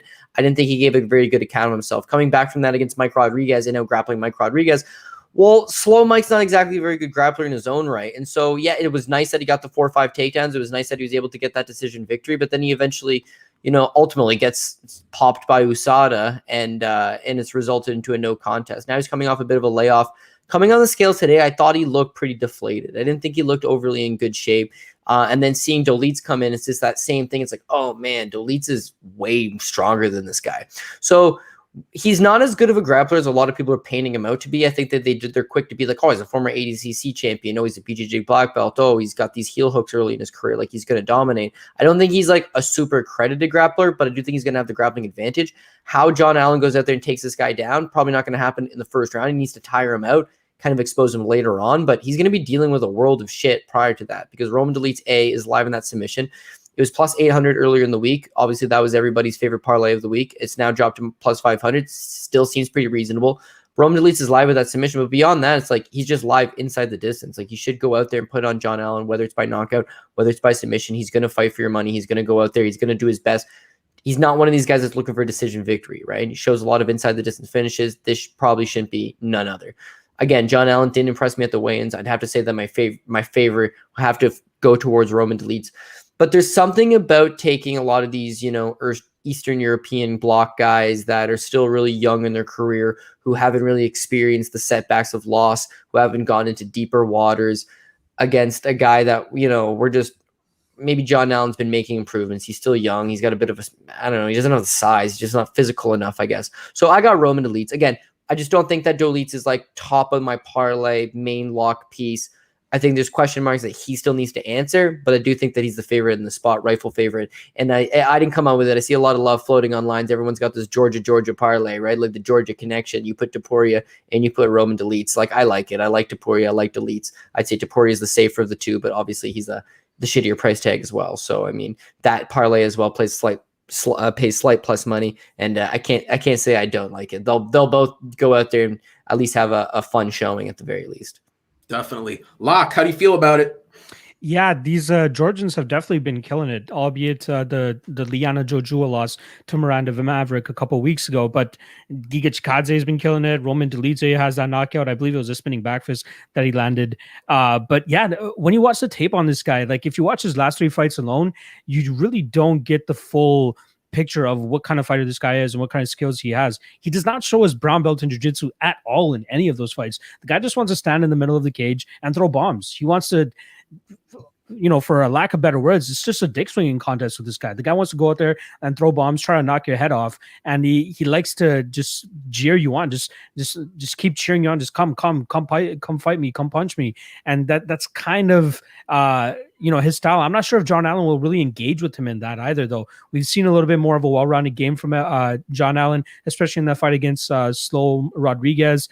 But Rodriguez hasn't really shown that he's like the greatest fighter now, especially losing via submission to Ed Herman. It's probably like not a type of loss you want to have at this point in your career, especially if you're considering yourself an up and comer. But yeah, John Allan exposed him in terms of showing that if you get this guy to the ground, you're gonna have success. Now, if he gets Dolidze to the ground, how good does that brown belt in jiu-jitsu look like for Dolidze? And we might be able to find out in this fight if he does look to get this fight to the ground. Now, one thing I do want to point out is, with his USADA suspension that he had, a lot of people will say this whenever somebody gets caught by USADA, or for damn straight that they're taking PEDs or something like that, that usually shows a lack of confidence because they're not confident in themselves or their skills alone to go out there and try to beat somebody or finish somebody. So if you come in with a lack of confidence here against a guy like Roman Dolidze, who's gonna expose you tenfold, I think you're in a bunch of trouble. And even at the weigh-ins, Dolidze just looked much bigger, the more powerful guy there for sure. We'll obviously see how it plays out when they actually lock up, if they lock up, or if Dolidze just wants to stand in the middle of the cage and keep cheering him on and try to knock him out that way. The spot that I like here the most is Dolidze inside the distance. It was initially -110. Now it's -105. So we're seeing, a slightly better price tag. Maybe by fight time, we get like +100 or something on it. But I do think this is a fight where we'll see him land on John Allan. Maybe a club and sub. A couple of John Allan's losses have come via submission. Vinicius Moje obviously being one of the most recent ones that Cody brought up. I like Dolidze. I want to see more from him. But I don't mind him as a parlay piece. Like maybe not like Cody was saying as at the top of your parlay parade or whatever Cody Softa calls it. But definitely a guy that I would trust putting in a parlay, as I do believe he has some solid value here. I'm just not a big John Allan believer. I truly am not. I wanted to come into this when I started researching this to come up with a reason to bet John Allan. But, coming on the other side, I just don't see the reasoning to actually give this guy a shot here, even at that +190 line. So I think Dolidze is just better everywhere. He's going to be the stronger guy. I truly hope that we do see that brown belt in jiu-jitsu come in and show itself, because that plus 450 now on Dolidze to win via submission. Not too bad of a price tag. I think it was like +800 earlier in the week. So shout out to anybody that was able to get on it nice and early. But I do think that Roman Dolidze definitely rolls here, whether it's a club and sub or just straight up knockout. I do think Dolidze win this fight. There you go. Guru, go ahead. Yeah, man. This is an interesting fight to me because it's two younger guys. So I'm not sure. I mean, maybe that USADA suspension is going to affect him a lot, or maybe it won't. So we're going to have to wait and see. But John Allan, he has kind of like that shoot box style. So I do feel like he might on the feet kind of oblige Dolidze a little bit and trade. I mean, he throws some big hooks, some big low kicks, and then he'll try to mix in the grappling too. But, I do feel like Roman – the thing about Roman that I don't like is I do think he's like the better boxer. He's definitely probably the better athlete, the bigger guy, but he can be low volume in a lot of fights, not really throw a lot, kind of just like you said, he does a lot of taunting instead of, throwing punches and stuff like that. So he can make the fight kind of close just on the volume. And I've seen him get rocked before in a few exchanges. So, I mean, I don't think that his chin is bad, but when you're kind of inviting that type of thing, you're going to get, hurt sometimes. So, and I don't know if Dolidze really has the wrestling either to get it to the ground. But the thing with John Allan is it's just his, grappling off of his back is really bad. We've seen him get submitted by real low-level guys. Vinicius Moreira, when he took him down, there was very little resistance there. So, I mean, if the camp sees that, I mean, they should probably definitely go to try to hit takedowns here, at least. I mean, I've seen him like roll for leg locks too, but I don't think he wants to do that in the UFC. I mean, maybe against John Allan it'll work. I'm not sure, but I mean, I think Dolidze will win probably inside the distance, but I want to see more from him. I'm not really 100% sold on him in terms of like moving up the division and all that. So I'm actually probably not even I don't know. I might bet on it, might not. I'm still thinking about it, but I'm not super confident. Like I feel like Allan maybe could out-volume his way to a decision potentially or something like that. But Dolidze, I mean, I feel like he definitely has to be favored, and I'm going to have to pick him. So I'm going to go with Roman. Yeah, well, consider me on board as well, man. I got Roman Dolidze in this one. And I tell you what, for me, Roman Dolidze, I'd have taken him outright. I do think he's the better fighter here. I just think he's better all around, far more dangerous. But I really do think that this PED fiasco, I think it's going to affect Allan. Like this is a guy who had to have gynecomastia surgery, which for those of you who don't know, he was developing breasts due to his PED use. So what that says to me is this is a guy who probably got a shot in the UFC mid-cycle. You're going to get banned with steroids in your system. You're going to get banned if there's post-cycle therapy drugs in your system. I don't think he got a chance to take any. I'm expecting we're going to see a shell of John Allan in this one. I think we've seen the best of him. I'm expecting to see a decline. Like Cody mentioned at weigh-ins today, didn't quite look to be in the physical shape, looked a little bit softer. I got Roman Dolidze in this one. Feel pretty good about it. I think Roman Dolidze probably finishes this guy at some point in this fight. So here we go. This is actually the first female fight we've talked about. It's actually the only female fight on the card. We've got Taila Santos going up against Montana De La Rosa. Locke, I think you're up on this one. Yeah, so Taila Santos, her UFC career has been interesting, especially with the fans' reaction and perception of her. So she comes in, I believe she was 16-0 coming into the UFC. I think she won on the Contender Series as well. Comes into the UFC and loses a decision to Mara Romero Barella. I know a couple of people that were on Santos going into that fight, and their bubble of Santos absolutely burst after that fight. They're like, she loses to Barella, she's absolute hot garbage. You can't trust this girl whatsoever. What do most people do? Next fight, they go out there and bet Molly McCann, thinking that Molly McCann has what it takes to go out there and wrestle Taila Santos, get her down. And yeah, McCann looked decent leading up to that fight, had a bit of a winning streak going. But Santos, in my opinion, really showed the fighter that she was in that fight. She looked flat in the Barella fight. She wasn't urgent or anything like that. Whereas the McCann fight, she's reversing positions when she's trying to get taken down. Molly McCann, probably not the best wrestler. Definitely Montana has her beat in that aspect. But we saw much more improved Taila Santos, probably a more similar Dana White Contender Series Taila Santos that we saw compared to the Mara Romero Barella fight.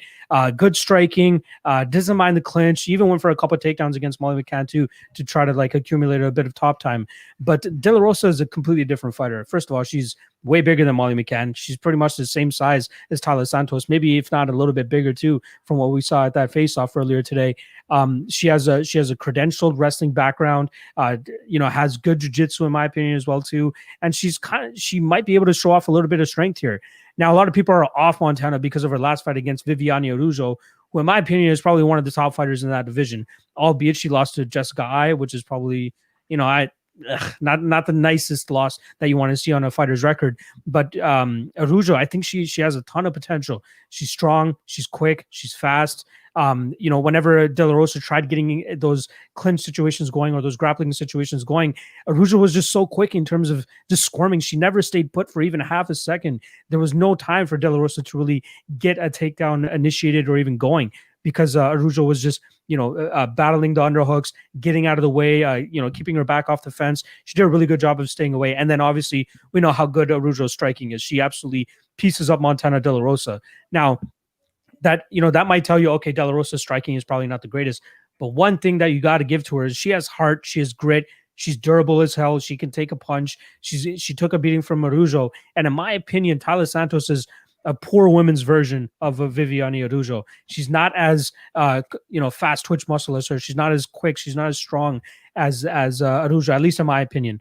I feel like her willingness to engage in these clinch situations might allow the chance for Montana to kind of just push her up against the cage. And even if she doesn't, land a takedown or anything like that, accumulating that cage control and that cage pressure could look good on the judges' scorecards. And I feel like this fight is much closer than that -2 What do we got right now? Minus 220 line on Taila Santos. Wow. We got plus 200 now on De La Rosa. I personally took a shot on De La Rosa at plus 197. I thought there was a ton of value there. She's taking this fight on 2 weeks notice. A lot of people want to look into the narrative of her having a Zoom training camp, but let's look at it. Like I talked to Cody about this yesterday. She's a human being. Now it costs money to fly out to Colorado. It costs money to stay in Colorado.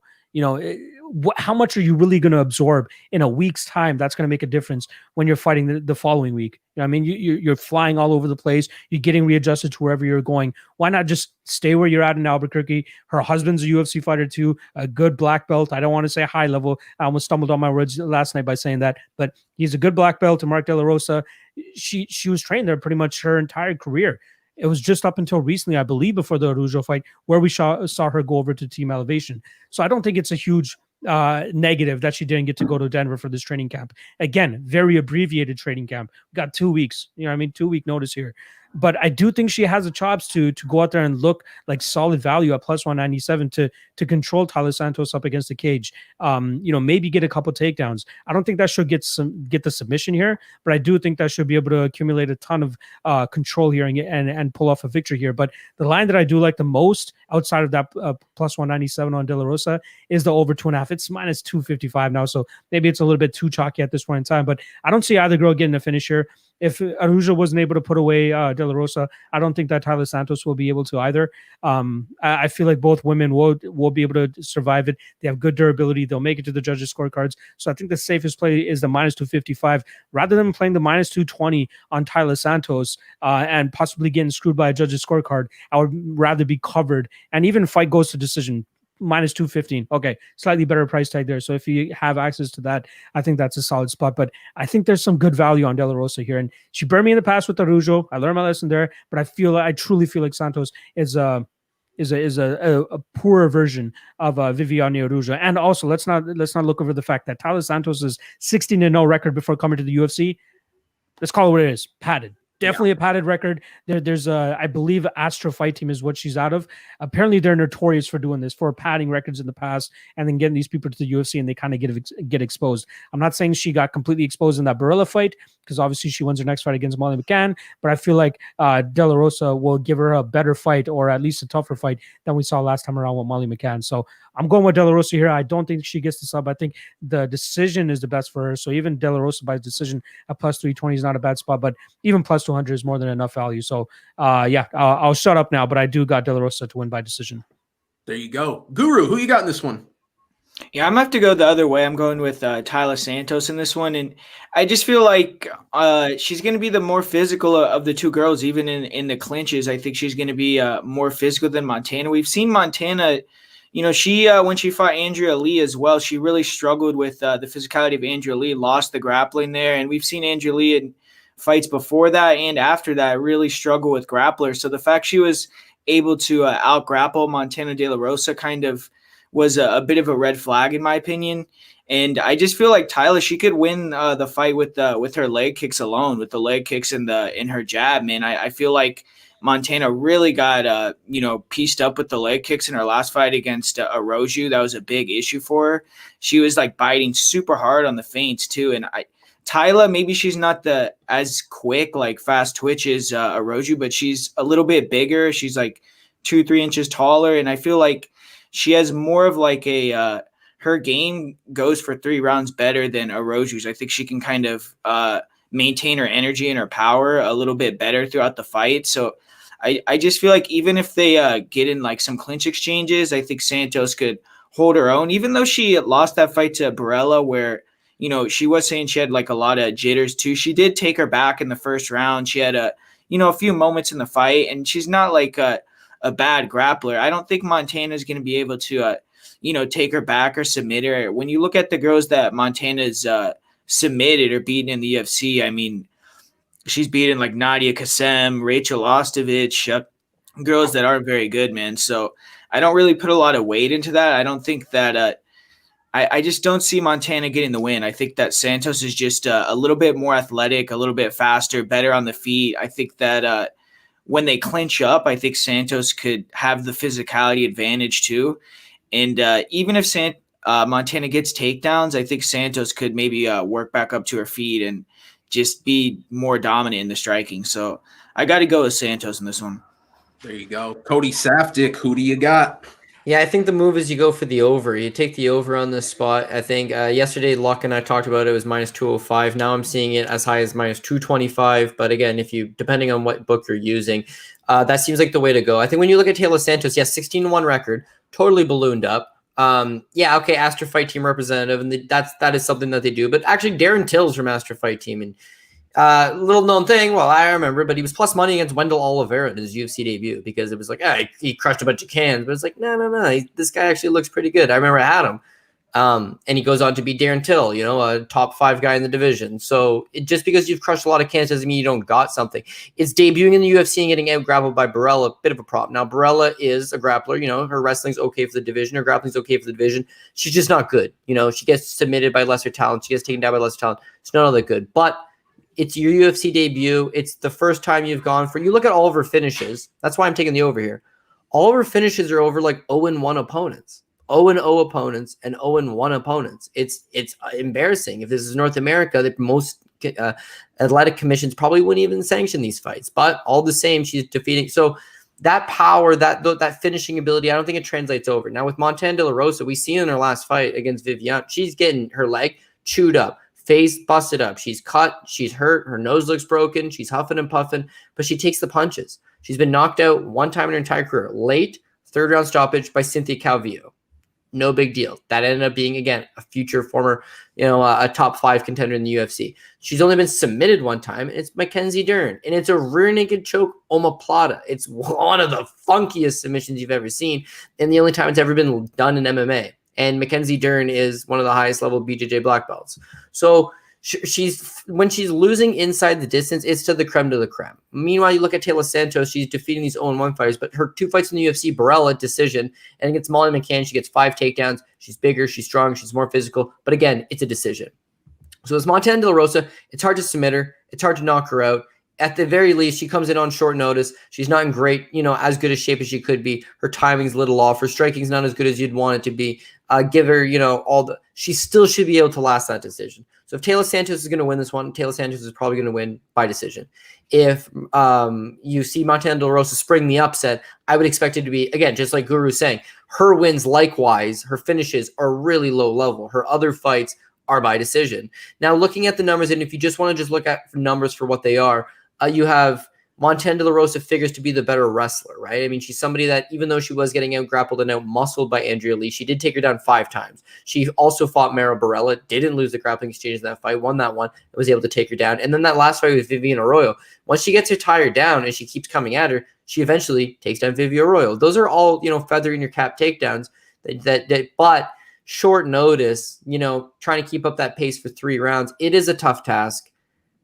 I do think she's a live dog, but I think that if you want to chase plus money. But if you want the safe pick seems to be the fight goes the distance on this one. If you're an Arroyo backer, chase a better price tag by taking. Sorry, if you're going with Taila Santos, try to chase a better price and go with Taila Santos by decision. And if you're backing Montana De La Rosa, you're already getting plus money. But if you want to really get chasey with it, then you can also take Montana De La Rosa by decision. It just really feels like on a card that's going to be a lot of unders and a lot of finishes and a lot of inside the distance, this one screams like it's probably going to be a relatively competitive 3 rounds that could go the way of the Brazilian, but it's competitive enough that I can see a shot on the dog and I can see just trying to hit that fight goes the distance.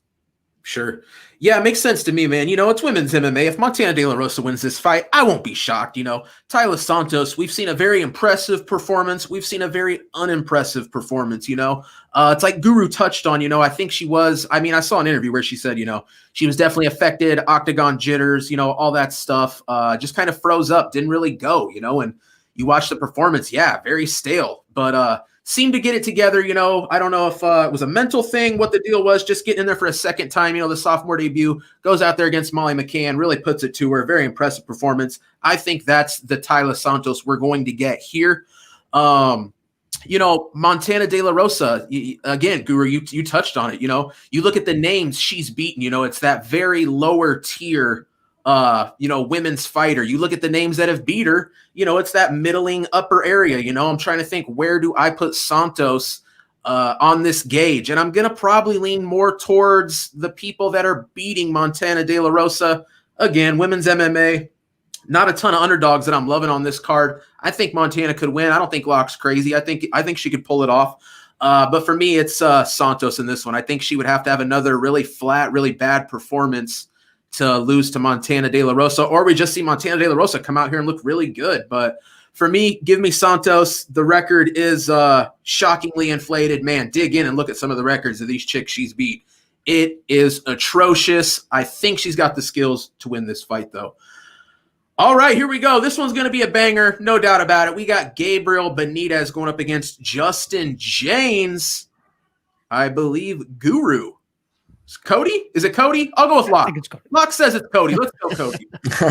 Yeah, I mean, you got a fun fight here. Justin Jaynes, he kind of knows what his role is. He's not exactly the most technical guy out there, but he's gritty enough. He's going to come forward. He's going to throw some bombs. Again, he's not super technically sound, but he's going to be the aggressor. He's going to come forward. It's just a whether of, is he going to get caught by the better fighter in Gabriel Benitez? I truly believe that Gabriel Benitez got the better boxing. He's got the much better kicks. He's fought in the higher level of competition. Yeah, he's coming off a 2-fight losing streak, but they're not doing him any favors by giving him these young, hungry guys that are on their way top. If they give him a reasonable fight with a guy like Justin Jaynes, then it's definitely a winnable spot for Mowgli Benitez. And also, it's one of those spots where he might be able to show you off a little bit of that inside the distance capabilities. I mean, he does have some power. He could get a knockout. But beyond that, he's got a good guillotine choke as well. If he hurts you, if you shoot a sloppy takedown on him, we have seen him finish opponents in the past, but they've got to be lower level guys. Justin Jaynes figures to maybe be one of those lower level guys. Gabriel Benitez is one of these guys that, deserves his UFC contract. And you need guys like Mowgli to stick around because they're gatekeepers. They're going to give these younger guys, rounds. They're going to give tough tasks. It's a good barometer test. If you're going to pass with flying colors, you're going to move on, you're going to be something in UFC, then you beat Benitez. He doesn't exactly lose to a lot of lower level guys. If he beats you, it kind of signals writing on the wall. Maybe you don't really belong here. The saying way back in the day was UFC caliber. That's not a thing anymore, right? Guys fight in the UFC all the time that are not UFC caliber, and they're not even Bellator caliber, right? It's just like they need talent. I'm not saying Justin Jaynes falls in that category, but why you need that gatekeeper is he is going to differentiate who's who. He's going to figure out who's who. And with Jaynes, it's like he came in, weeks notice against Camacho, goes out there, he lays it on him. Camacho actually hit him a couple of good times as well, but ultimately he gets that first round knockout. It's a big dog win, weeks notice. That's awesome. Comes back, gets a full camp against Gavin Tucker. He hurt Tucker. He had Tucker in a couple of greasy spots, but ultimately you could just tell that Tucker's he's operating at a different level. His footwork's way better. His striking's way cleaner. I mean, he's in and out. Eventually he gets him to the ground and he submits him. But Justin Jaynes is just very limited. The one thing with Benitez is getting a little bit older, coming off 2 losses. Like if he's down on himself, is his head's a little checked out, then like maybe this is signaling that Benitez is not that guy that he was a few years ago, and he's not as hungry as he used to be. He doesn't want to be a gatekeeper. When he was a challenger, he liked it. Now he's just fighting these up-and-comers. Maybe he's down. Not good, right? Jaynes is going to be in his face. Jaynes is going to make it happen. But if Justin Jaynes doesn't knock him out, Benitez is the superior fighter. He'll pull away, whether he pulls away down the stretch and knocks him out late, or whether he pulls away down the stretch and at least wins 2 of the 3 rounds. I got to feel like Gabriel Benitez is my guy. So not the most confident on him just because I'm not 100% sure where his motivation is at. But I do think that he's a superior fighter, and the superior fighter wins 8 out of 10 times. Sure. Guru, how do you see it? Yeah, this is going to be a banger for sure, like you said. I mean, Justin Jaynes, too. I mean, he has some of that.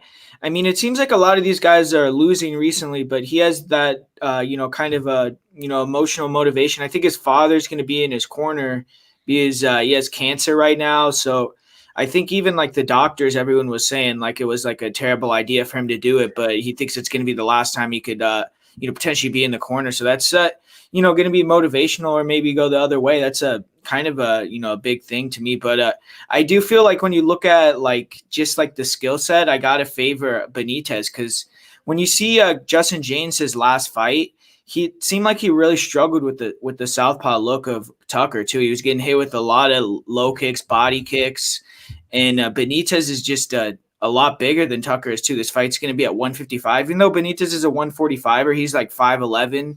Tucker's like 5'7", similar height to Justin Jaynes. So I do think like unless Jaynes can close that distance in the first round, he has that, switch stance uppercut he throws. He can, close the distance, lands these big hooks. If he can touch Benitez's chin, I mean, Benitez has shown kind of a questionable chin in the past. I think he's been finished in the first round in his 2 losses in the UFC by knockout. So, I mean, I think that's the path to victory for Justin Jaynes, is he has to go out there and kind of try to get that first round finish. But I do feel like if Gabriel can get his timing, I think he's going to just start to piece him up. I mean, other than when Jaynes knocked down Gavin Tucker and had him in that guillotine, he got really dominated from pillar to post the rest of the fight. That was really the only moment he had. So, I mean, I do feel like Benitez is better everywhere. I mean, maybe Jaynes could try to come in with like a wrestling game plan, but I don't think he's going to be able to effectively take down Benitez. So I just don't see that happening either, even though Benitez takedown defense is a little bit questionable too.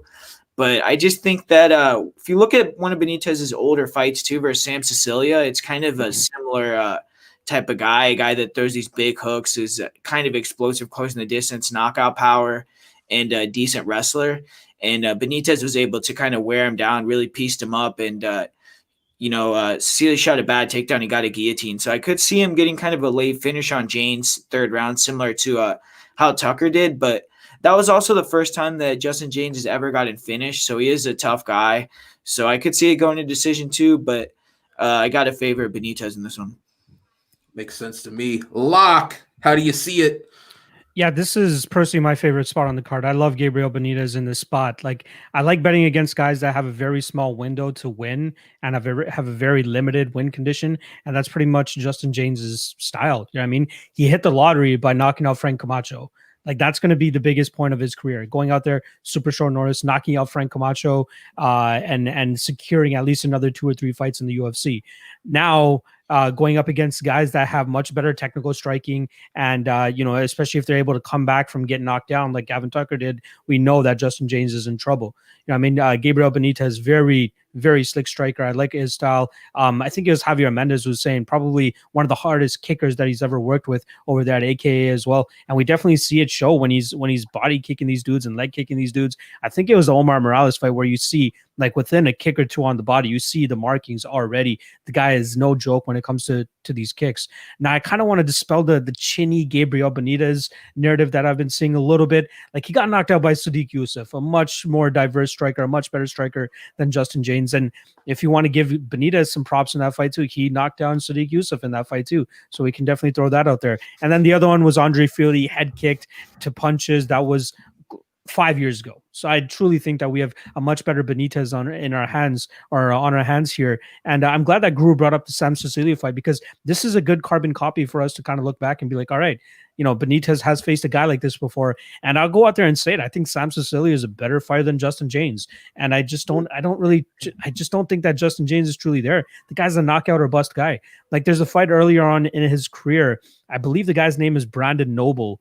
Brandon Noble. That was 2 fights before he got into the UFC. That fight lasted 4 minutes. He knocks the guy on the first round. You guys go back and watch that fight. And I see a lot of people harping on the Apex cage size, like how it's too small. Those WXC cages are small, super small. Like the referee is dodging punches at that point in time. But Brandon Noble's going out there, piecing this guy up for about 3.5 minutes. And then we see Justin Jaynes land a big bomb and get the finish there. Luckily, we have a bigger cage, even though it's not the biggest cage in the UFC. We still got a bigger cage here where Gabriel Benitez should be able to land his shots, land his combinations, land his body kicks, stay away from the power of Justin Jaynes, and really start to suck the wind out of Jaynes here. And something that Guru touched on as well in terms of having Justin Jaynes' father in the corner. Sometimes it's not that good to have something like that in your corner, like having that emotional attachment or something to be like, I need to go get this win. I need to make my father proud. I need him to see me win again in the UFC, and especially with him in my corner. That puts so much pressure on a guy. Like he might be overextending a little bit too much, whereas Gabriel Benitez, this guy's 29 fight veteran. This is going to be his 30th fight. This is the 30th time he's made the walk. He's comfortable in there. He's been in the UFC forever now. Like, he is super comfortable. It's going to be another day in there. He's just fighting another young and hungry guy that just wants to go out there and knock his head off, but he's seen it all. I just don't see how Gabriel Benitez, outside of that possible one punch knockout that we could see from Jaynes, I think it's very, very low percentage. I like Benitez here. I think he gets to finish, whether it's the second or third round. I can't really choose between there because we even saw, Tucker having success in that second round, almost finishing him in that second round. Luckily, gets pushed to the third, gets that cashes that third round prop. But here, I'm split between the second round and the third round. We got plus 500 in the second round. I think plus 900 in the third round. I think those are solid spots on Gabriel Benitez. Even if you want to take him by sub, like we saw in that Sam Cecilia fight, like if we see Justin Jaynes go out there and throw out a sloppy takedown or something like that, Benitez has, I believe, 11 submission victories on his record. That's very, very impressive. You know what I mean? Like, the guy is a good jiu-jitsu player for sure. So he's definitely going to be able to find the neck of Justin Jaynes if he gives it to him. So I like Benitez here. Personally, I played him earlier in the week at minus 188, I believe it was. Now it's minus 215, minus 220. I think that there's still some solid value there. I think he has value up until minus 250, to be honest. I truly think that Justin Jaynes is not UFC level. And even Cody brought it up, I believe, earlier this week on Dogger Pass, is that Benitez is like the tailor-made gatekeeper level in the UFC. If you beat him, okay, you deserve to be in the UFC. If you don't, you're probably not in the UFC anymore, just as most of his wins, those guys are not in the UFC anymore. You know what I mean? So I don't think that Jaynes passes this test. I do think that we see Benitez finish him late in this fight. I see a couple people on the under 2.5. I don't think that's a bad spot, but it does worry me a little bit in case we do get that 13th, 14th, and 15th minute. But I truly think that we'll see Benitez put him out. That gas tank of Jaynes is just very, very questionable. It's very sketchy. And those body kicks from Benitez is going to drain him. It's definitely going to drain him. So I'm taking Benitez either second or third round finish. Yeah, well, I tell you what, man, I think you guys broke this one down very well. The big thing for me is the Jaynes dad factor. That's going to be, if he wins the fight, that's going to be the entire narrative. There was no way he was ever going to go out there and lose this fight with his dad in his corner dying of cancer, right? And maybe that's how it plays out. Justin Jaynes, this is a guy that, he's very dangerous. Even in the third round where he's slowing down tremendously, he'll still find bursts where this guy is slinging leather. Now, I do think Benitez is the more skilled guy. I think he's the better fighter, but Justin Jaynes, very dangerous. Here's the angle I'm looking at this fight, and Locke, you kind of touched on it. I just don't see this one going to the scorecards, man. I think for better or worse, Jaynes is going to come out here even more emotionally charged than ever. Could leave him, hanging himself out there to get picked apart, or he finds the finish. Either way, I just don't see it going to the scorecard. One last thing I do want to mention before we move on. Gabriel Benitez actually opened up as the slight plus money underdog in this spot. Man, if you hit that one, congrats, because this guy is just taking all the steam. We're sitting, like you said, Lock, minus 215, 225. Man, I got Benitez in this one. I am a little bit worried. I think the dad factor is a little bit of it definitely throws an X factor on this one for me. Whether that be good or bad, like I said, I don't see it going the distance. Cody, what do you got?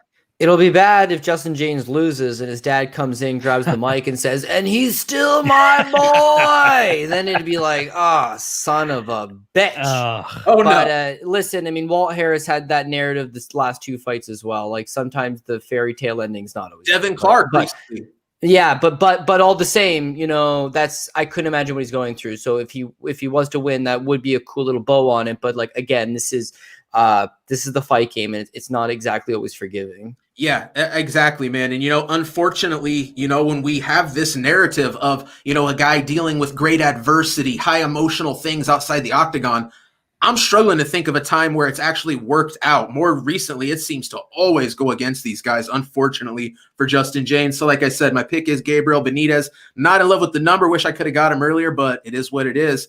We are up to the co-main event. We've got Ovince St. Preux going up against Jamahal Hill. Guru, can you get us going?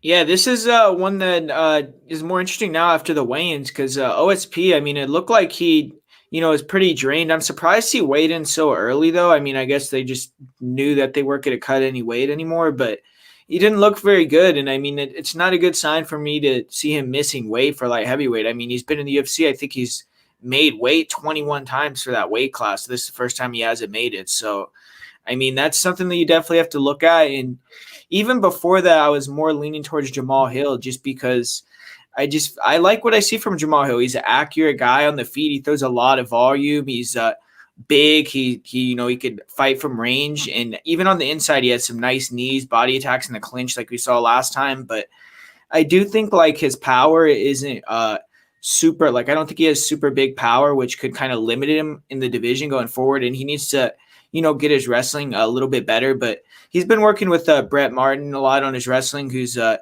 former college wrestler. And I feel like OSP, he isn't going to be a guy shooting takedowns. I mean, we saw his last fight with Alonzo Menefield. He got the knockout win. It was predominantly on the feet. And, you're just able to body kick the guy, get him tired, and then finish him off. And in this fight, I just feel like I don't think Jamahal Hill is on the level of like a Dominic Reyes or anything like that, but I think it's going to look kind of similar to that fight with, Hill using the left kick, using the straights down the middle, moving around, just being a little bit too fast for OSP, tripling him up with the output and really kind of putting it on him. And with the OSP missing weight like that and everything, I kind of feel like Hill potentially could get a finish in the fight, but I could also see it being a decision. And I do understand maybe why some people, like OSP. I mean, obviously he's a veteran, and if he can close that distance and, get it to the ground or land a big shot, get it in the clinch, he could maybe get a finish. But I'm actually going to go with Jamahal Hill. I just think he's going to be a little bit better athlete, the younger guy, and just won it more than OSP in this one. There you go. Locke, who do you got? Yeah, this one's an interesting one because what Jamahal Hill that's a guy that I've never really been a big believer of. Like, he just seems like a guy that, holds his chin a little bit too high. And that's always been my one kind of detriment towards that guy. But he's shown that he could take a punch. Like, guys have definitely landed on him, even with his chin in the air. And the guy shows some durability, whether it's his youth in the game and he doesn't have a lot of fight miles on him or anything like that. One day it will eventually catch up to him, but I'm not sure if it will catch up to him this early in his career. Now, the one issue with OSP is, and right now, I just wanted to look it up real quickly. I'm actually 2-1 betting OSP fights, and the last one I bet him on was the Alonzo Menefield fight, where he did a really good job of just staying away from the power of Alonzo Menefield, staying away, feeding the leg kicks to the body, and just slowly sucking away the gas tank of Alonzo Menefield. Then lands that beautiful, I think it was check left or check right, whatever it was, but just absolutely flattens Alonzo Menefield after Menefield was just completely gassed. This is a different fight where Hill will provide the pressure. He will be moving forward, but he's not just looking for that one knockout shot. He's not just looking for that winging shot to land on OSP and put him out. He's going to be chipping away at OSP, kind of like OSP was chipping away at Alonzo Menefield. He's going to be, punching the body, kicking the body. He has great diversity and a variety of his strikes. I just love that aspect of his fighting style. And OSP has shown in the past that when he deals with pressure, and not just pressure, but pressure and volume, he kind of folds and he kind of breaks. And I feel like this is the perfect matchup for Jamahal Hill to actually establish that type of game plan. The issue here, though, is if OSP does get this fight to the ground, then things get a little bit hairy, right? That's where if you have Jamahal Hill on a parlay, or even if you have him straight at that -175, -165 range, you're kind of sweating, you know what I mean? Especially if it's that first round. I find it interesting that we did get a little bit of money come in on OSP even after he missed weight. That was interesting. I think a lot of people are thinking, okay, he's going to use that pound and a half or whatever to just hold him down a little bit longer. But one thing I do want to kind of go back and look at is I remember working on the regional scene, and Cody knows this guy, Jesse Gross. I remember he was about to weigh in. It was maybe a half an hour before the weigh-ins, and Jesse Gross steps on the scale just to check what his weight's at before the official weigh-ins, and he's about a pound and a half over, I believe it was. And he looked fine to me. He's like, "Hey, man, what's going on, buddy? I can't wait for the fight tomorrow, blah, blah, blah." Then he steps on the scale, sees that he's over, goes back, cuts the weight, comes back, looks dead. Doesn't even recognize me. The guy is like looking right through me. Like, he completely drained himself. And I think that's what OSP was kind of trying to avoid here. Knowing that he was over and he still had 2 hours to cut the weight, pound and a half, more often than not, fighters are going to go out there and try to cut that pound and a half. He goes, you know what? Screw it. I don't want to compromise my health. I don't want to compromise, my fighting style for tomorrow. I need all the gas tank that I can get. Why am I going to cut this pound and a half and, probably, sabotage myself? But Jamahal Hill, on the other hand, the guy's getting paid, 20 and 20. He's like, all right, send over that 30%, send over that 20%, whatever it is. It's probably doubling his paycheck. He's probably getting triple of his show money just if he wins the fight, right? So I like I think that Jamahal Hill is just more hungry at this point in time. Even when he weighs in, he goes like a pro, like he's kind of throwing shots at OSP in that aspect, right? So I like Jamahal Hill's style. I think he's going to go out there, pick apart OSP on the feet, and probably finish him, probably second or third round. And that KO prop, not that bad, +170, +180, I think it is. Solid spot there for Jamahal Hill, in my opinion. So I'll go with Jamahal Hill via KO, probably second or third round. But if this fight gets to the ground, I will be sweating my ass off. Trust me. Oh, you got that right. Cody Saftik, what do you think of this one? Yeah, OSP, that weight miss kind of signaled a big red flag. Because here's the thing, right? Missing a pound and a half, and it's a problem in itself. You miss by 3 pounds, then you quit, like Manpreet said. Geez, 3 pounds, I don't want to compromise myself. But when you're within a pound and a half, and you miss, it meant you tried, and then you realize, if I try any harder, my body's going to start shutting down. So here's the thing you got to take in consideration with OSP, right? Remember that one Ben Rothwell fight where he comes in, he has that one fight at heavyweight. So he's supposed to fight Ion Kudalaba. Actually, he's supposed to fight Shamil Gamzarov. Fight gets canceled. He's supposed to fight Ion Kudalaba. Fight gets canceled. 2 weeks later, it's 2 weeks after the canceled Ion Kudalaba fight, he took the Ben Rothwell fight. He had no intentions of fighting at heavyweight. He's scheduled for 205 against Kudalaba. Fight gets canceled. They offer him Rothwell. He takes it. What he weighed in at is what he walks around at, 240 pounds. So cutting the 35 pounds is not good for anybody, let alone a middle-aged man. And OSP's 37 years old. The weight cuts are catching up with him. He's really slow when he's in there. And it's like you have to be a fraud for him to take advantage of you. Alonzo Menefield, not good, right? One-round fighter at best, hesitant, doesn't throw anything. He's going to take advantage. Mikhail Omalanchuk, actually, it's a 10-8 first round. The kid's absolutely pouring it on OSP and smelling him. But you know what? He's a one-round fighter. Turns out he's a fraud 205er, small 205er at that. Takes advantage. He's going to take advantage of those guys. The guys that are for real, that have output, that have a bit of cardio, they chip away at him. Now, Locke mentioned it, but he left out a couple important details. Jamahal Hill's not on a 20-20. He's on a 14-14. Even worse. To win a fight, to win a fight, he gets paid $28,000, right? OSP is on a 95-95. So 30% of his pay is the exact same amount of money that you were going to get paid to win this fight. You essentially just doubled up that money. OSP did not mean to give away $30,000. If you're on a 12-12, you miss weight, you give up what? $3,600? Yeah. Who gives a shit? $3,600 to now fight for your win bonus. That's where it's at. You don't give up $30,000. You try to make weight. He tried to make weight, but walking around at 240, trying to cut 35 pounds at 37 years old, it's going to be a problem. Hill's just got to stay to the outside and chip away at him. Now, everybody's got the same question I got. Well, what if OSP does end up on top? But he doesn't chain wrestle. It's one shot at a time. So Hill's just got to make sure to keep it up. But Hill's takedown defense did not look good against Darko. But Darko's also a credited judo black belt who was willing to shoot multiple takedowns. When you look at OSP, this is what happens when you have bad weight cuts. You decide, I don't want to wrestle all that much. And against Alonzo Menefield, what's his natural advantage? Get the fight to the ground. He shot no takedown attempts. It was very low output, and he was winning. That's fine. Against Ben Rothwell, attempted no takedowns. Against Mikhail Omalanchuk, or the Electric Chuck, the first round gets bombed on, but he ended up going 1-1, like 1 for 2 on takedowns. It's always low put wrestling out of him. And that's his problem, is if he does get Hill to the ground and he doesn't submit him with a Von Preux in the first round, he's going to get tired. The weight cut's going to catch up to him. He's too slow. His volume's too slow. I got Hill. Hill by knockout was plus 180 earlier. Now it's coming down a little bit. But I think Jamahal Hill is got it. And for the UFC, we need light heavyweights. We want to build guys up.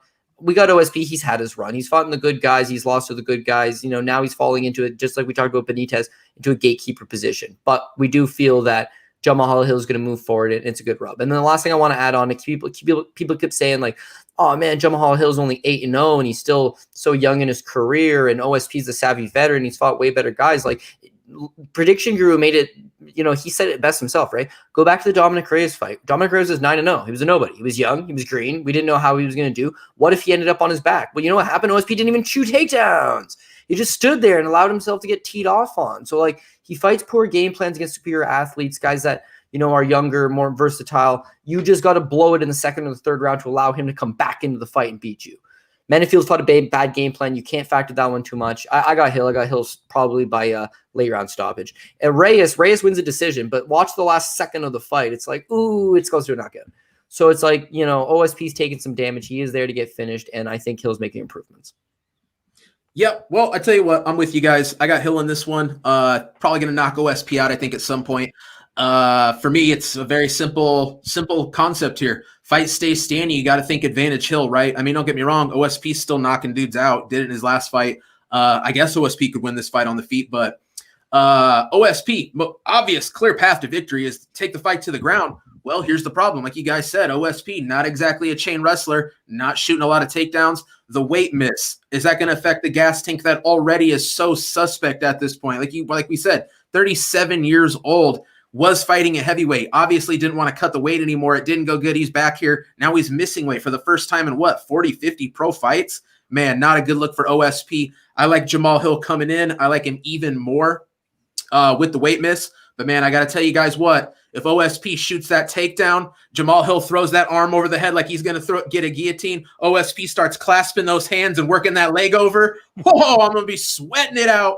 But all that said, I got Jamahal Hill. I think he finishes OSP in this one. And here we go, boys. We've done it yet again. It's the main event. Jack Hermansson going up against Marvin Vettori. Lock of the night. I think you're up on this one. Correct me if I'm wrong. I'll take it. It's all good. This one is a tough one, man. I'm having a real tough time really breaking this one down. I talked to Cody about it yesterday, but I'm still stumped, man. I like the wrestling and the grappling of Jack Hermansson. The guy just looks so strong and is able to get the fight to the ground almost when he wants to. Marvin Vettori obviously much better on the feet. I'll definitely give him that. He looks like he's progressing every single fight. I like that he's working over there at King's MMA with Rafael Cordero and those guys. The guy looks ever improving, and his body continues to look like it's ever growing too. The guy looks bigger and bigger every time I see him out there. But Jack, man, the guy looked jacked today at the weigh-ins. We can definitely say that too. I don't know if it was just him extra flexing and just bringing out the shoulders a little bit more, but the guy looked big. They both look relatively the same size. I'd say Jack a little bit taller there, but to me, it seems as simple as like a grappler versus a striker, but it definitely goes deeper than that. And I feel like if Vettori is able to keep this on the feet, he could definitely go out there and piece up Jack Hermansson, who isn't really the best technical striker. He's weird and awkward with the way he does strike, just because he's so long and lanky. But he makes it pretty clear that he wants to get the fight to the ground, as that's where he does his best work. He has good top control, in my opinion. Has some sneaky submissions. I truly want to just write off the Kelvin Gastelum win, because Gastelum's he's not a middleweight. Let's be honest. He's completely outpowered in that fight. And Kelvin Gastelum was definitely having a little bit of success on the feet in that fight too. So that makes things a little bit more interesting here, given Vettori, in my opinion, is the better striker right now at middleweight compared to Kelvin Gastelum. I still feel the need to go out there and pick Jack Hermansson. With that said, I'm not risking any money on this fight. I can't get the best read on it. And I hate to say something like that on a platform like this, but it really does have me stumped. This is a very tough fight. I think the best spot here is the over 2.5. I believe it's sitting at, what is it sitting at now? -132. I think that's not a bad line. I do think that we do see these extended. I don't think that we'll see Vettori land a bomb like Cannonier did on Hermansson. I think it's more of an efficient striking style from Vettori rather than just like a bombing type of game plan. And then Hermansson obviously wants to extend fights by grinding on guys, taking them down and kind of just sucking their wind out that way. So I think I'd be more comfortable laying that over 2.5 than actually picking a side here.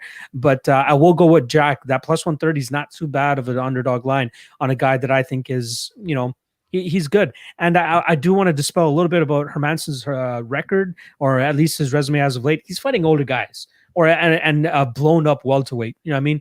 Jacare Souza completely past his prime, goes out there and beats him. You know what I mean? But doesn't like demolish him, beats him. That's about it. But Vettori, easily the guy that's closest to his prime, probably the biggest threat that Jack Hermansson has faced up until this point, at least in his last couple of fights. But I truly think that Hermansson should still be able to get this fight to the ground and kind of just implement that heavy top pressure. So I'll go with Jack.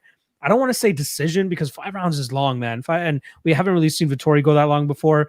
Yeah, I'd rather go with the over 2.5, but I do like Jack here at that plus money. There you go. Cody Saftik, who do you got in this main event? Yeah, okay, so this is going to be really embarrassing, and I apologize. I'm supposed to be a professional capper, right? But I honestly thought that this fight was supposed to be Jack Hermansson versus Marvin Vettori. And then when I tuned into the weigh-ins today, it turns out that it's Jack Hermansson versus Bane. Like, holy shit. Which is funny enough, because Jack Hermansson's name is the Joker. So we got the Joker squaring off with Bane. I don't know what the look was about, but this guy is thick, man. Vettori young, again, getting bigger, filling into his frame, got that confidence. You see, even at weigh-ins, he just seems like when you talk about lethargic at weigh-ins, and you talk about Jordan Leavitt kind of look lethargic, and OSP looked zapped, and there's a couple other fighters on the card look zapped. Like, this guy doesn't look zapped. He looks motivated. He looks hungry. He looks like he's ready to go. It also looked like Hermansson was in excellent shape himself, and this is two good guys that would be squaring at it. I got to go with the younger fighter. I got to go with the athleticism. But the 2.5, the over 2.5, I think that's really the comfortable play here, is that Jack Hermansson probably does figure to have a slight wrestling advantage, maybe the grappling advantage. But Vettori's not going out there and getting subbed, you know? I mean, he's fought guys like Antonio Carlos Jr. He's been in bad spots. He's been on his back. He's never been submitted so far in his professional career. He's working with top-level grapplers every day. And you've seen the Carl Robertson fight. Yeah, he got taken down. That wasn't exactly great. But, you know, you do see that the grappling is coming. It's getting better. Is it as good as Jack Hermansson's? No. Is he going to have trouble in that realm? Yes. But he's got the striking advantage. Now, everyone keeps talking about Hermansson's been 5 rounds, and that's the advantage for him, is that he's been into these deeper, uncharted territory waters. But yeah, 5 rounds, one time against Jacare. Right. And yeah, it's like, it's just not a good looking version of Jacare. It's a 39-year-old, absolutely exhausted after 2 rounds version of him. Whereas Vettori hasn't been those 5 rounds, but you see him after 3, like chomping at the bit, ready to go. The Almari Akhmedov fight in the 3rd round, he 10-8s this guy. You know, if that fight goes another round, he's going to TKO him. Like, he's getting better as it goes. The problem is he's had so many fights fall out that you haven't seen those progressions. So I'm going to back him here. I'm going to say that he gets the job done. He could win it by decision, which is something like plus 355, but he could also potentially get like an over 3.5 stoppage if Hermansson can't take that damage late. Last 2 things I want to throw on is that Jack Hermansson versus Jared Cannonier, you know, another 35-year-old fighter, physically way outgunned. And as soon as it turns out he's physically outmatched, it's just a matter of time on the feet. It's like, oh, one of these shots is eventually going to catch him. He can't get to the ground. You see a desperation come over him, and then he gets TKO'd. No big deal. It's Jared Cannonier. But the next fight with Kelvin Gastelum, like, he looks bewildered standing. Like, he's getting touched up. Kelvin Gastelum is marching him down. And then Kelvin has a poor choice to fall him to the ground and then eventually gets leg locked. But Jack, like, he's hittable standing. He doesn't wear damage particularly well. And you could get the sense that if he does get the takedowns in the 1st round, 2nd round, and he's out grappling him, Vettori's still alive 3, 4, and 5 to just keep making this guy work, keep the cardio in check, and just work him over. So I'm going to take the slight play on Marvin Vettori. I know there's a lot of love for Jack Hermansson. And again, Jack Hermansson's won a lot of people a lot of money over his UFC career so far. But, you know, as Locke said, he's fought a lot of, like, you know, Taila Slade is 36 years old, Dave Branch, 37 years old, Jacare Souza, 39 years old. Like, he's gotten the favorable rub. He's fought big name guys that were past their prime, right? When he fights these in prime guys, these young, hungry up and comers, you know, that's going to be the real barometer test. And with Vettori, I've been impressed with what I've seen from him. So, yeah, sign me up for Marvin Vettori. I will admit this is one of the closest fights on the entire card. I got a lot of stronger leans on a lot of the other ones, but yeah, I think this is going to be a fun main event for everybody. Sounds good to me, bud. Guru, can you wrap it up and bring us on home?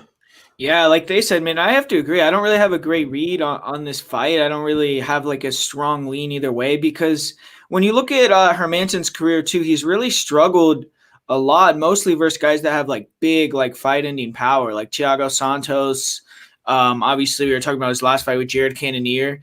Like Marvin Vettori doesn't really have much power in his hands, man. I mean, I think he only has 2 TKOs. They're both knees, and they're against like real low-level competition. So Hermansson, I don't think he's going to have to worry as much about getting like knocked out with the one shot or getting rattled as much. So I think that on the feet, I do think that it's going to be a little bit more competitive, because Hermansson, I do see him as the better, like the faster guy, and he moves around a little more. So if he can throw kicks, like leg kicks, body kicks, move around, he could maybe, you know, potentially like just out volume him to a decision, frustrate him, and then walk him into takedowns. But Vettori, I feel like, is going to be the more physical guy, the stronger guy when they clinch up. And we've seen Hermansson, you know, struggle versus these physical grapplers too himself. Like Taila Slade almost submitted him. Cesar Muntanchi submitted him with an arm triangle.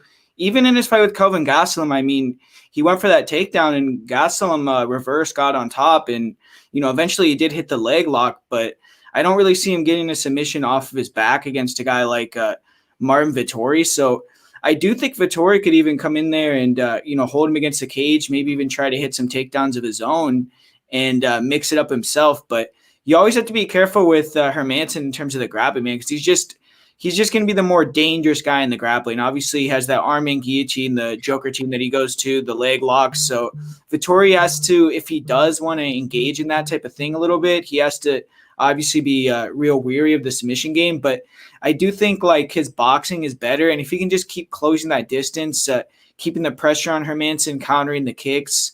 I think that he'll get the better of it on the feet, but just him not having that fight-ending power does make me a little bit nervous because I could see Hermansson either out-voluming him, maybe Vettori will get a little bit tired. Who knows? I mean, it just makes Hermansson a little bit more alive to me. Like if Vettori had a lot of pop in his punches, I'd be confident he would get the win here, but I'm still going to pick him to win, and I'm going to say it's actually going to be a decision win for Vettori.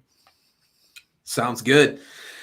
Yeah, man. Well, you know what? This is a fight that, looking at it on the outside, looking in, pre-research, pre-tape, I definitely lean Jack Hermansson. I feel like this is a pretty good spot for Jack Hermansson. Marvin Vettori, on paper, it feels like this is a short notice fight, right? Vettori is actually the third guy that was scheduled in to be here. Originally supposed to be Darren Till. Then it was going to be Kevin Holland. Sure enough, now we have Marvin Vettori. Here's the thing, though, man. Marvin Vettori was training, for a fight with a grappler in Jacare Souza. You know what I mean? Now, don't get me wrong, not as necessarily as dangerous a guy, I think, at this point as Jack Hermansson. Like Guru said, man, Jack Hermansson, that arm and guillotine is a thing of beauty. Absolutely the best arm and guillotine in the sport. And I can't even tell you who's the close second, right? The leg lock game on Kelvin Gastelum, very impressive, man. Hermansson went out there, one big for me as an underdog in that spot. But I tell you what, man, all said and done, we're less than 24 hours from fight time.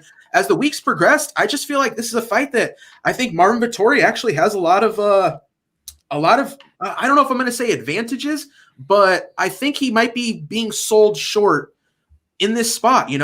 Marvin Vettori actually has more submission wins than Jack Hermansson, which I'm sure would blow a lot of people's minds when you think about both these guys and what we kind of perceive them as, Inversely to that, Marvin Vettori, you look at the guy physically, you're like, wow, this guy's probably going out there knocking people's heads off. Like Guru said, he's really not knocking people out, very minimal wins. I think, Guru, you might be right. I think this has a good chance of going to decision, even though we've never seen Vettori in a 5-round fight. But like Cody said, we've only seen Hermansson in one, and it was against Jacare. So I'm going to pick Marvin Vettori in this spot. I'm not totally sure how it gets it done, but I think I do like the over in this spot. I do think these guys do go at least 3 rounds. I think we probably do see championship rounds. And another thing that I'm seeing a lot of people worried about is the gas tank of Vettori, man. Well, you watch his last fight. There was quite a few grappling exchanges. There was a lot of spots where you'd think, man, Vettori's going to get tired at some point. He kept a pretty good pace up, man. I think he could have gone more than 3 in that last fight. And he was only training for 3 rounds. And don't get me wrong, he was training for a 3-round fight in this spot as well. But I'm not overly worried about the gas tank. I think Marvin Vettori wins this one. I'm not totally sure how. But like I said, I'm with you, Guru. I think this one can end up going the distance. Give me Marvin Vettori. Not a big confidence play, but probably enough that I think I probably will have Marvin Vettori in some stuff. So there you go. We've done it. That is your UFC Vegas 16 full card breakdown from me and the boys. Let's throw it around the horn before we get out of here. Guru, where can they find you? Yeah, man. I've been here for a while now, so I'm sure a lot of people know. But yeah, you can find me at MMA Prediction Guru on YouTube, and obviously here every Friday. So we're gonna keep doing the show for you guys as long as you guys keep coming and keep watching it. We had a lot of people in the chat again today, so yeah, man, I'm glad to do the show, and I had a lot of fun again today. Absolutely. MMA LOTN, where you at? That's exactly where you can find me, at MMA LOTN on Twitter, MMA LOTN on YouTube. And then Thursdays, you can find me and Cody doing our prop show at 8 p.m. Eastern. We're having a ball doing that. Yeah, on Saturdays, on fight day, I do my own stream as well at 1 p.m. Eastern. I just get my final thoughts. I'll take all questions and comments from the chat as well. So if you guys want to swing by there, that's great as well too. But Friday night is popping every single week since I've been doing this. 600, 700 live viewers. You guys are insane. I love it. I love it. You guys, the cult following that we have here is absolutely insane, and I'm super grateful of it every single week. So shout out to everybody in the chat, and shout out to you guys. You guys make this thing even way more fun. There you go. Cody Saftik. Let the people know. Yeah, I mean, fun card. I mean, we talk about every week about hitting overs and hitting fight goes the distance, but this is just like an action-packed card. So we love being on the winning side of it, making some money as well. But we're gonna get entertainment. We know we're gonna get that entertainment value. So let's hit a couple of these good plays. You can obviously hit me up on Twitter if you have any questions. And then tomorrow, yeah, let's put together the proper parlay. Try to avoid the apple pie shitters the best we can, and make this one a profitable one for everybody. So we do need Marvin Vettori now that he's rocking the bald look. I really need him to win. We need more bald guys repping in the UFC. Eventually, I'm going down that route. And this is like what? No bald UFC champions right now? Unacceptable. Vettori will never be a champion, but at least, give us a badass Stone Cold Steve Austin type performance. If he had a goatee, by the way, that's the only thing that'd make this look better. That's the move. You're gonna go bald, grow a goatee. Anyways, yeah, thanks for joining us in the chat tonight. Really do appreciate the support as always. Finally, love chatting with the Odd Squad. Guru, thank God he's alive. The Russian mob theory was proven to be false, and looking forward to it this Saturday, guys. Definitely. Yeah, man, including this event, we've got 3 events to close out 2020, some absolutely incredible cards. You will find us here, same time, same place. I'm Bleed from Just Bleed MMA. You can check me out on YouTube, Instagram. We got it all, baby. You know what's going on. For all of us here at Odds HQ and odds.com, thank you guys so much for watching. We'll catch you next week. We're out.